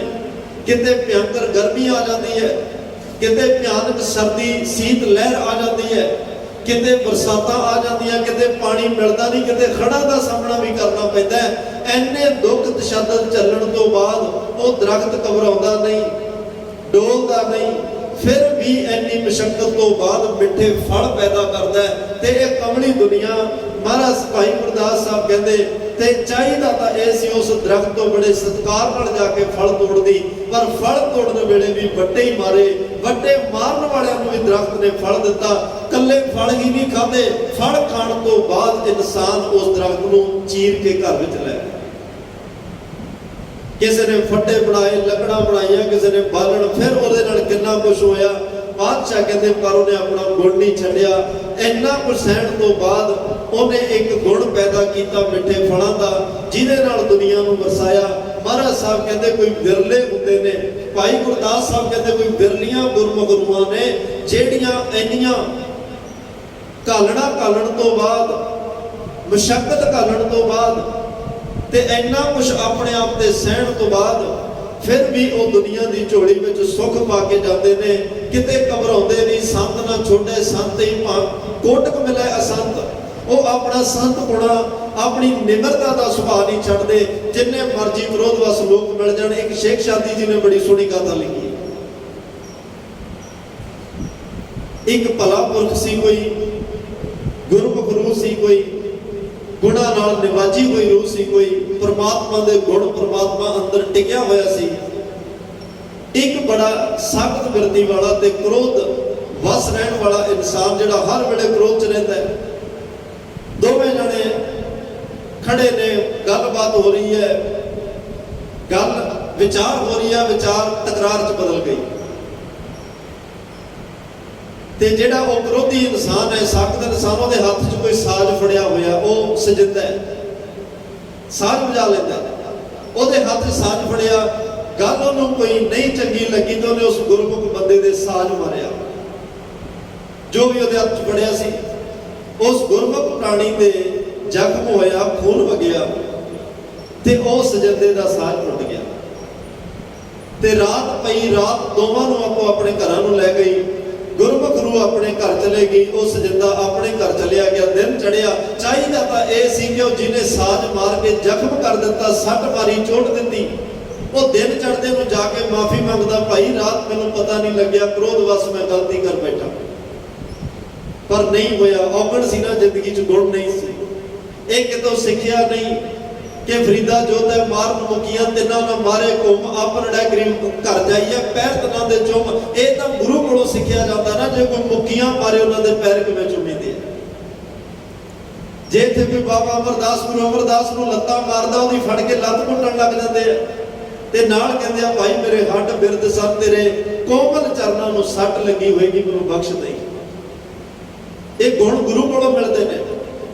दिन चढ़ते नो गुरमुख प्राणी उस क्रोधवश इंसान दे जिहड़ा जिन्हें वो साज मार के जख्म किया, सट मारी, उहदे घर गए, हाथ जोड़ के गया, भाई मेरी भी गलती होनी है, पता नहीं लग्या, मेरे जाने अनजाने कोई भुल गलती वाली गल हो गई, जिहड़ी तुहानूं चंगी नहीं लगी ते मैनूं सज़ा मिलनी चाहिए सी, तुसीं ठीक कीता।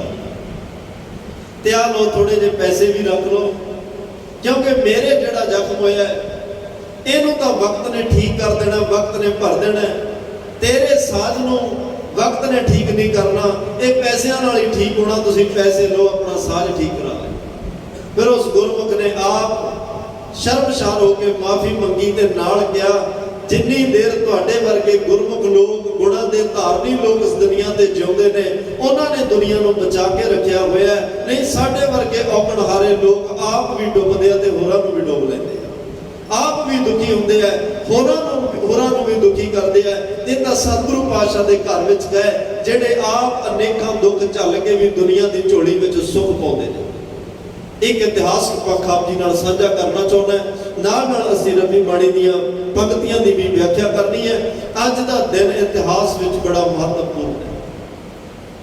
शायद तुहानू याद होवे, फिर भी आप जी के ख्याल में रखते हैं। अज गुरु के बाग का मोर्चा कदे 8 अगस्त 1922 को गुरुद्वारा साहब गुरु का बाग मोर्चा लग्या। इस मोर्चे की उम्र बड़ी छोटी सी, पर इस मोर्चे दौरान शहादत बहुत हुई, सिखों के तशद्दुद बहुत होया, मार कटाई बहुत हुई, अपमान बहुत होया, पर निश्चय कर अपनी जीत करो, जीत सिखों की हुई। साडा इतिहास शहीदियों नाल भरिया पिया, कुर्बानियां नाल भरिया पिया, संतां भगतां महापुरुषां नाल भरिया पिया। साडा इतिहास गुरमुखां नाल भरिया पिया, गुरसिखां दे इतिहास नाल भरिया पिया। ते साडे जीवन, साडे इतिहास दे विच किन्ने क मोर्चे लगे, कदों कदों लगे, किस प्रथाए लगे, क्यों लगे, मोर्चे लाउण वाले गुरसिख कौन सन, मोर्चे च शहीद होने वाले गुरसिख कौन सन, उन्हां धर्म युद्ध मोर्चों दौरान उन्हां दे तशद्दुद करने वाले कौन सन। ये सारा कुछ इतिहास में है, पर असी बदकिस्मती है कि इहो जे मान मते इतिहासक पन्नियां नूं असी वाचदे नहीं। अज 100 साल हो चुके, 100 साला शताब्दी है गुरु के बाग मोर्चे की। श्रोमणी गुरुद्वारा प्रबंधक कमेटी वालों बहुत बड़े पद्धर ते अज दे इस पावन पवित्र दिन नूं मनाया जा रहा है, उन्हां महान शहीदां नूं याद किया जा रहा है। मैं संखेप मात्र बेनती करके शब्द की विचार ते आउणा चाहुंदा है। बाबा बंदा सिंह जी बहादुर की शहादत तो बाद बहुत सिखों का खून डुलिया। खैर इन्ने तशद्दुद चलण तो बाद घर घाट कोल ना रहे, परिवार कोल ना रहे, जंगलों च रहना पिया, दरख्तों के फल फुल खा के गुजारा करना पिया, कुछ भी कोल ना रहा, पर अपने गुरु घर की सेवा नहीं छड्डी। गाहे पकाए सिख ने हरमंदर साहब जाना, गाहे पकाए अपने धार्मिक स्थानों से वेले वेले जाके उतों की सेवा संभाल, उत्थे दर्शन इशनान करना ते अरदास करनी, पातशाह इस बिगड़े दौर साडे सिर ते मेहर भरिया हाथ रखियो, सिर जांदा ना जावे, साडा सिक्खी सदक ना जावे, अरदास हुंदी सी। वक्त आया इन्नियां शहादतां तो बाद दिल्ली फतेह हुई, उस तो बाद सिख राज की स्थापना हुई। 40 साल के करीब सिखों का राज रहा। शेरे पंजाब महाराजा रणजीत सिंह ने राज किया, जेड़ा सिखों का कहण नूं सिखों का राज सी, पर हुआ हलीमी राज जियो। वो हलीमी राज सी, सबे सुखाली गुठियां, जिहदे विच मुसलमान नूं भी सुख दा सा, हिंदू नूं भी सुख दा सा, ईसाई नूं भी सुख दा सा आया। वो कितना चंगा राज होएगा। अज साडे बच्चे गोरियां कोल जाके नौकरियां करदे, उत्थे नौकरियां मंग रहे हैं, जॉबां मंग रहे हैं। कितना चंगा, कितना हलीमी भरिया, सुखां दा भरिया वो राज होएगा। विदेशों विचों गोरे आके 3-3 रुपइया के शेरे पंजाब महाराजा रणजीत सिंह के राज च नौकरियां करते हैं। कितना कमाल का राज होएगा। खैर बदकिस्मती 2-3 बंदियां दे हाथों साडा सब कुछ बर्बाद होया। 1849 तक शेरे पंजाब महाराजा रणजीत सिंह का राज भी चला गया ते ओहदा परिवार भी सारा खत्म हो गया। कला महाराजा दलीप सिंह बचिया, वह भी गोरियां दे हाथ आ गया। गोरा हुकूमत काबज हो चुकी है। हिंदुस्तान के वख-वख प्रांतां च उन्हां दा कब्जा होया। सब तो बाद विच पंजाब की धरती ते कब्जा होया सी। डर भी सी, खौफ भी सी। खैर वो कामयाब हुए, गोरा हुकूमत आई। नाल इन्हां ने फिर, क्योंकि महाराजा रणजीत सिंह ने गुरु घरां दे नाम जगीरां लाइयां भी इन्हां महंतां नूं किसी कोल मंगण ना जाना पवे। ये निर्मलिया तो पढ़ के आए जिहड़े महंत सन, विद्वता की कोई कमी नहीं, निर्मलिया कोल विद्या बहुत है, विद्वता की कोई कमी नहीं, गल्लां गुरसिੱਖੀ ਦੀਆਂ करते सन, रहना गुरु घरां दे विच, सेवा संभाल गुरु ग्रंथ साहब की। पर पैसा इन्ना ज्यादा पुछण वाला कोई नहीं सी। ते जदों वो पूजा का धान बिना नाम सिमरन बंदगी सेवा तो कोई भी खावे, फिर वो पूजा का धान जहर तो घट नहीं होता, मत नूं मैली कर दिंदा है, मन नूं मैला कर दिंदा है। ये महंतां दे मत और मन इन्ने मैले हो चुके सन कि इन्हां दे कर्म जिहड़े सी वो कुकर्म बन गए सन। वो किहड़ा माड़ा काम जिहड़ा गुरु घरां विच नहीं सी करदे। शराबां उत्थे पींदे ने, मांस दे कड़ाहे उत्थे रिज रहे ने, पद पुणा बद फैलियां, दुष्कर्म उत्थे हो रहे ने, सिगरट नोशी उत्थे हो रही है, तंबाकू उत्थे, जिन्ने माड़े तो माड़े कर्म ने वो गुरु घरां दे विच हो रहे। ਮਾਨਤਾ ਦਾ ਕਬਜ਼ਾ ਹੈ। ਸਿੱਖ ਵਿਚਾਰੇ ਜਾਂਦੇ ਨੇ, ਬੜੇ ਤਰਲੋ ਪੁੱਛੀ ਹੁੰਦੇ, ਬੜਾ ਕੁਛ ਕਰਦੇ ਨੇ, ਪਰ ਨਹੀਂ ਵਾਹ ਚੱਲਦੀ। ਤੇ ਆਪ ਜੀ ਨੂੰ ਪਤਾ ਇਸੇ ਦੌਰਾਨ ਸਾਕਾ ਨਨਕਾਣਾ ਵਰਤਿਆ। ਕਿੰਨੀਆਂ ਸ਼ਹਾਦਤਾਂ ਤੋਂ ਬਾਅਦ ਨਨਕਾਣਾ ਸਾਹਿਬ ਦੀ ਨਰੈਣੂ ਮਹੰਤ ਤੋਂ ਸੇਵਾ ਵਾਪਸ ਲਈ, ਤਰਨ ਤਾਰਨ ਸਾਹਿਬ ਦੀ ਸੇਵਾ ਮਾਨਤਾ ਤੋਂ ਵਾਪਸ ਲਈ। ਤੇ ਜਿਹੜੇ ਅੱਜ ਬਾਗ ਗੁਰੂ ਕੇ ਬਾਗ ਦੇ ਮੋਰਚੇ ਦੀ ਬੇਨਤੀ ਕਰਨ ਲੱਗਿਆ, ਇਸ ਗੁਰੂ ਕੇ ਬਾਗ ਉਹ ਪਾਵਨ ਪਵਿੱਤਰ ਸਥਾਨ ਜਿੱਥੇ ਕਦੇ ਧੰਨ ਗੁਰੂ ਅਰਜਨ ਦੇਵ ਪਾਤਸ਼ਾਹ ਦੇ ਚਰਨ ਪਏ। ਇੱਕ ਰਾਜੇ ਦੀ ਉਹ ਆਇਆ ਦਰਸ਼ਨਾਂ ਲਈ, ਉਹਨੇ ਇੱਕ ਪੰਕਤੀ ਸੁਣੀ, ਲੇਖ ਨਾ ਮਿਟੀ ਹੈ ਸਕੀ ਜੋ ਲਿਖਿਆ ਕਰਤਾਰ। ਮਨ 'ਚ ਸ਼ੰਕਾ ਪਿਆ, ਕਿਉਂਕਿ ਜਦੋਂ ਭਾਈ ਕਲਿਆਣਾ ਜੀ ਉਹਦੇ ਰਾਜ ਵਿੱਚ ਲੱਕੜਾਂ ਲੈਣ ਵਾਸਤੇ ਗਏ ਨੇ, ਕਿਸੇ ਕਾਰਨ ਉਹਨੇ ਕੈਦ ਕਰ ਲਿਆ। ਉਹਦਾ ਬੱਚਾ ਰਾਜੇ ਦਾ ਬਹੁਤ ਬਿਮਾਰ ਸੀ ਤੇ ਭਾਈ ਕਲਿਆਣਾ ਜੀ ਨੇ ਜੇਲ੍ਹ ਵਿੱਚੋਂ ਸਰਬੱਤ ਦੇ ਭਲੇ ਦੀ ਜਦੋਂ ਅਰਦਾਸ ਕੀਤੀ, ਬੜਾ ਖੁਸ਼ ਹੋਇਆ। ਇਹੋ ਜਿਹਾ ਵੀ ਧਰਮ ਹੈ ਜਿਹੜਾ ਸਰਬੱਤ ਦਾ ਭਲਾ ਮੰਗਦਾ ਹੋਵੇ। ਆਪਣਾ ਭਲਾ ਤਾਂ ਹਰ ਕੋਈ ਮੰਗਦਾ, ਦੂਜੇ ਦਾ ਭਲਾ ਵੀ ਇਹ ਗੁਣ ਹੈ, ਰੱਬੀ ਗੁਣ ਹੈ, ਦੇਵੀ ਗੁਣ ਹੈ। ਇਹ ਵੀ ਦੇਵੀ ਗੁਣ ਪਰਮਾਤਮਾ ਦੇ ਘਰ ਤੋਂ ਮਿਲਦਾ, ਉਹਦੇ ਸਿਮਰਨ ਵਿੱਚੋਂ ਮਿਲਦਾ। ਸਰਬੱਤ ਦਾ ਭਲਾ ਮੰਗਣਾ, ਫਰੀਦਾ ਬੁਰੇ ਦਾ ਭਲਾ ਕਰ, ਗੁੱਸਾ ਮਨ ਨਾ ਹਟਾਏ, ਇਹ ਦੇਵੀ ਗੁਣ ਸਿਮਰਨ ਵਿੱਚੋਂ ਆਉਂਦੇ ਨੇ। ਰਾਜੇ ਨੇ ਕਿਹਾ ਵੀ ਤੇਰੇ ਗੁਰੂ ਦੇ ਦਰਸ਼ਨ ਕਰਨੇ ਆ। ਗੁਰੂ ਅਰਜਨ ਸਾਹਿਬ ਕੋਲ ਆਇਆ, ਲੇਖ ਨਾ ਮਿਟੀ ਹੈ ਸਕੀ ਜੋ ਲਿਖਿਆ ਕਰਤਾਰ। ਪੰਕਤੀ ਕਰਨਾ ਚ ਪਈ, ਸ਼ੰਕਾ ਮਨ ਵਿੱਚ ਪੈ ਗਿਆ ਵੀ ਇਹਦੇ ਅਰਥ ਮੇਰਾ ਸ਼ੰਕਾ ਨਿਵਰਤ ਕਰੋ। ਇਸੇ ਪਾਵਨ ਪਵਿੱਤਰ ਸਥਾਨ ਤੇ ਗੁਰੂ ਅਰਜਨ ਸਾਹਿਬ ਨੇ ਰਾਜੇ ਦਾ ਸ਼ੰਕਾ ਨਿਵਰਤ ਕੀਤਾ। ਗੁਰੂ ਕੇ ਬਾਅਦ ਸਮਾਂ ਆਇਆ, ਧੰਨ ਗੁਰੂ ਤੇਗ ਬਹਾਦਰ ਸਾਹਿਬ ਗੁਰਤਾ ਗੱਦੀ ਤੇ ਸੁਭਾਏਮਾਨ ਹੋਏ। ਅੰਮ੍ਰਿਤਸਰ ਸਾਹਿਬ ਦੀ ਧਰਤੀ ਤੇ ਗਏ, ਪਸੰਦਾਂ ਨੇ ਦਰਵਾਜ਼ੇ ਬੰਦ ਕਰ ਲਏ। ਜਦੋਂ ਸਤਿਗੁਰੂ ਉੱਥੋਂ ਵਾਪਸ ਆ ਰਹੇ ਨੇ, ਵਾਪਸ ਹੁੰਦੇ ਹੋਏ ਧੰਨ ਗੁਰੂ ਤੇਗ ਬਹਾਦਰ ਸਾਹਿਬ ਵੀ ਇਸ ਗੁਰੂ ਕੇ ਬਾਗ ਸਥਾਨ ਤੇ ਚਰਨ ਪਾਉਂਦੇ ਨੇ। ਉਦੋਂ ਇਹਦਾ ਨਾਮ ਗੁਰੂ ਕੀ ਰੋਡ ਪਿਆ। ਫਿਰ ਇੱਥੇ ਗੁਰੂ ਸਾਹਿਬਾਨਾਂ ਨੇ ਬਾਗ ਲਵਾਏ। ਬਾਗ ਲਵਾਉਣ ਕਰਕੇ ਇਹਦਾ ਨਾਮ ਗੁਰੂ ਦਾ ਬਾਗ ਪੈ ਗਿਆ। ਚੰਗੀ ਜਗੀਰ ਹੈ, ਜਾਇਦਾਦ ਹੈ। ਅੰਮ੍ਰਿਤਸਰ ਤੋਂ ਜਦੋਂ ਅਜਨਾਲੇ ਨੂੰ ਜਾਈਏ 15-20 ਕਿਲੋਮੀਟਰ ਦੀ ਦੂਰੀ ਤੇ ਹੈ, ਤਹਿਸੀਲ ਅਜਨਾਲਾ। ਅਸੀਂ ਹਰਿਮੰਦਰ ਸਾਹਿਬ ਦਰਸ਼ਨ ਕਰਕੇ ਮੁੜੇ ਆਉਂਦੇ, ਕਦੇ ਉੱਥੇ ਵੀ ਜਾ ਕੇ ਦਰਸ਼ਨ ਕਰਿਓ, ਤੁਹਾਨੂੰ ਪਤਾ ਲੱਗੇਗਾ। ਇਹ ਗੁਰੂ ਘਰਾਂ ਜਿਨ੍ਹਾਂ 'ਚ ਅੱਜ ਅਸੀਂ ਮੱਥਾ ਟੇਕ ਰਹੇ ਹਾਂ, ਨਮਸਕਾਰਾਂ ਕਰ ਰਹੇ ਹਾਂ, ਇਹ ਸੌਖੇ ਸਾਨੂੰ ਦਰਸ਼ਨ ਦੀਦਾਰ ਸੇਵਾ ਸੰਭਾਲ ਸੌਖੀ ਨਹੀਂ ਮਿਲੀ। ਸੁਣਿਓ ਧਿਆਨ ਨਾਲ, ਇੱਥੇ ਮਹੰਤ ਰਹਿੰਦਾ ਸੁੰਦਰਦਾਸ, ਮਾੜੇ ਤੋਂ ਮਾੜਾ ਕਰਮ ਕਰਦਾ, ਬਹੁਤ ਹੀ ਡਿੱਗੇ ਆਚਰਣ ਵਾਲਾ। ਕਈ ਔਰਤਾਂ ਵੀ ਇਹਨੇ ਇਸ ਸਥਾਨ ਤੇ ਰੱਖੀਆਂ ਹੋਈਆਂ ਨੇ। ਸ਼ਰਾਬ ਕਬਾਬ ਦੇ ਦੌਰ ਚੱਲਦੇ ਨੇ, ਹਰ ਮਾੜੇ ਤੋਂ ਮਾੜਾ ਕਰਮ ਇਸ ਜਗ੍ਹਾ ਤੇ ਹੁੰਦਾ। ਸਿੱਖਾਂ ਨੂੰ ਪਤਾ ਲੱਗਿਆ, ਫਿਰ ਤੇ ਬਲੂੰਦਰੇ ਗਏ। ਕਰਤਾਰ ਸਿੰਘ ਚੱਬਰ, ਭਾਈ ਦਾਨ ਸਿੰਘ ਵਿਸ਼ੋਹਾ, ਤੇਜਾ ਸਿੰਘ ਚੂੜਕਾਣਾ, ਇਹ ਬਹੁਤ ਵਾਰ ਸਿੱਖ ਬੜੇ ਸਤਿਕਾਰੇ ਹੋਏ ਨਾਮ ਨੇ। ਇਹਨਾਂ ਦੀ ਬਦੌਲਤ ਅੱਜ ਅਸੀਂ ਉਹਨਾਂ ਗੁਰੂ ਘਰਾਂ ਦੇ ਦਰਸ਼ਨ ਦੀਦਾਰ ਕਰ ਰਹੇ ਹਾਂ। ਜਿੰਨਾ ਇਹਨਾਂ ਦਾ ਧੰਨਵਾਦ ਸ਼ੁਕਰਾਨਾ ਕਰੀਏ ਉਨਾ ਥੋੜਾ। ਇਹਨਾਂ ਨੇ ਜਾ ਕੇ ਜਥਾ ਬਣਾ ਕੇ, ਜਥਾ ਜਾਂਦੇ ਜਾਂਦੇ 500 ਦੇ ਸਿੰਘਾਂ ਦੇ ਰੂਪ 'ਚ ਬਦਲ ਗਿਆ। ਜਾ ਕੇ ਮਹੰਤ ਸੁੰਦਰਦਾਸ ਨਾਲ ਗੱਲ ਕੀਤੀ ਵੀ ਭਾਈ ਗੁਰੂ ਘਰ ਦੇ ਵਿੱਚ ਇਹ ਕੁਛ ਨਹੀਂ ਚੱਲਣਾ। ਜੇ ਤੈਨੂੰ ਇਹੋ ਜਿਹੀਆਂ ਗੱਲਾਂ ਤੋਂ ਨਹੀਂ ਤੂੰ ਖੇੜਾ ਛੱਡ ਸਕਦਾ, ਫਿਰ ਆਪਣਾ ਜਗ੍ਹਾ ਟਿਕਾਣਾ ਕੋਈ ਹੋਰ ਦੇਖ। ਗੁਰੂ ਘਰ ਦੀ ਸੇਵਾ ਪੰਥ ਆਪ ਕਰੇਗਾ, ਪਰ ਤੂੰ ਗੁਰੂ ਘਰ 'ਚ ਰਹਿ ਕੇ ਇਹੋ ਜਿਹੀ ਮਨਮਤ ਕਰੇ, ਬਦਫੈਲੀਆਂ ਕਰੇ, ਇਹ ਬਰਦਾਸ਼ਤ ਨਹੀਂ ਹੋਣਾ। ਉਹਨੇ ਸਾਕਾ ਨਨਕਾਣਾ ਸਭ ਕੁਝ ਵੇਖਿਆ ਸੀ, ਡਰ ਗਿਆ, ਘਬਰਾ ਗਿਆ ਕਿ ਜੇ ਮੈਂ ਵੀ ਨਾ ਗੱਲ ਆਪਣੀਆਂ ਆਦਤਾਂ ਤੋਂ ਬਾਹਰ ਆਇਆ, ਮੇਰਾ ਵੀ ਮਹੰਤ ਨਰੈਣੂ ਵਾਲਾ ਹਸ਼ਰ ਹੋਏਗਾ। ਉਹਨੇ ਕਿਹਾ ਜੀ ਮੇਰੀਆਂ ਭੁੱਲਾਂ ਮਾਫ ਕਰੋ, ਮੈਨੂੰ ਪੰਥ 'ਚ ਸ਼ਾਮਲ ਕਰੋ, ਜਿਵੇਂ ਤੁਸੀਂ ਕਹੋਗੇ, ਮੈਨੂੰ ਬਿਲਕੁਲ ਨਾ ਕੱਢਿਓ, ਮੈਨੂੰ ਕਮੇਟੀ ਬਣਾ ਦਿਓ, ਕਮੇਟੀ ਦਾ ਮੈਂਬਰ ਰੱਖ ਲਿਓ, ਮੇਰੇ ਘਰ ਪਰਿਵਾਰ ਦੀ ਗੁਜਰਾਤ ਜਿਹੜੀ ਉਹ ਸੌਖੀ ਚੱਲਦੀ ਰਹੇ। ਸਾਰਾ ਕੁਝ ਪੰਥ ਨੂੰ ਸਮਰਪਿਤ ਕੀਤਾ। ਅਕਾਲ ਤਖਤ ਸਾਹਿਬ ਤੇ ਆ ਕੇ ਨੇ ਅੰਮ੍ਰਿਤ ਛਕਿਆ। ਸੁੰਦਰਦਾਸ ਤੋਂ ਨਾਮ ਜੋਗਿੰਦਰ ਸਿੰਘ ਰੱਖਿਆ ਗਿਆ। ਇੱਕ ਇਸ਼ਰੀ ਨਾਮ ਦੀ ਔਰਤ ਨਾਲ ਵਿਆਹ ਕਰਾਇਆ, ਜਿਹਦਾ ਨਾਮ ਗਿਆਨ ਕੌਰ ਅੰਮ੍ਰਿਤ ਛਕਣ ਤੋਂ ਬਾਅਦ ਰੱਖਿਆ। ਗੋਰਾ ਸਰਕਾਰ ਹੈ ਤੇ ਮਹੰਤ ਆਪਣੇ ਆਪ ਨੂੰ ਅੰਦਰ ਬੜੀ ਜਲਨ ਮਹਿਸੂਸ ਕਰ ਰਿਹਾ ਵੀ ਮੇਰੇ ਨਾਲ ਜੋ ਹੋਇਆ ਚੰਗਾ ਨਹੀਂ ਹੋਇਆ, ਮੈਂ ਬਦਲਾ ਜ਼ਰੂਰ ਲੈਣਾ, ਕਿਵੇਂ ਨਾ ਕਿਵੇਂ ਸਾਰਾ ਕੁਝ ਮੈਂ ਫਿਰ ਵਾਪਸ ਹਾਸਲ ਕਰਨਾ। ਸਮਾਂ ਆਪਣੀ ਤੋਰ ਤੁਰਿਆ।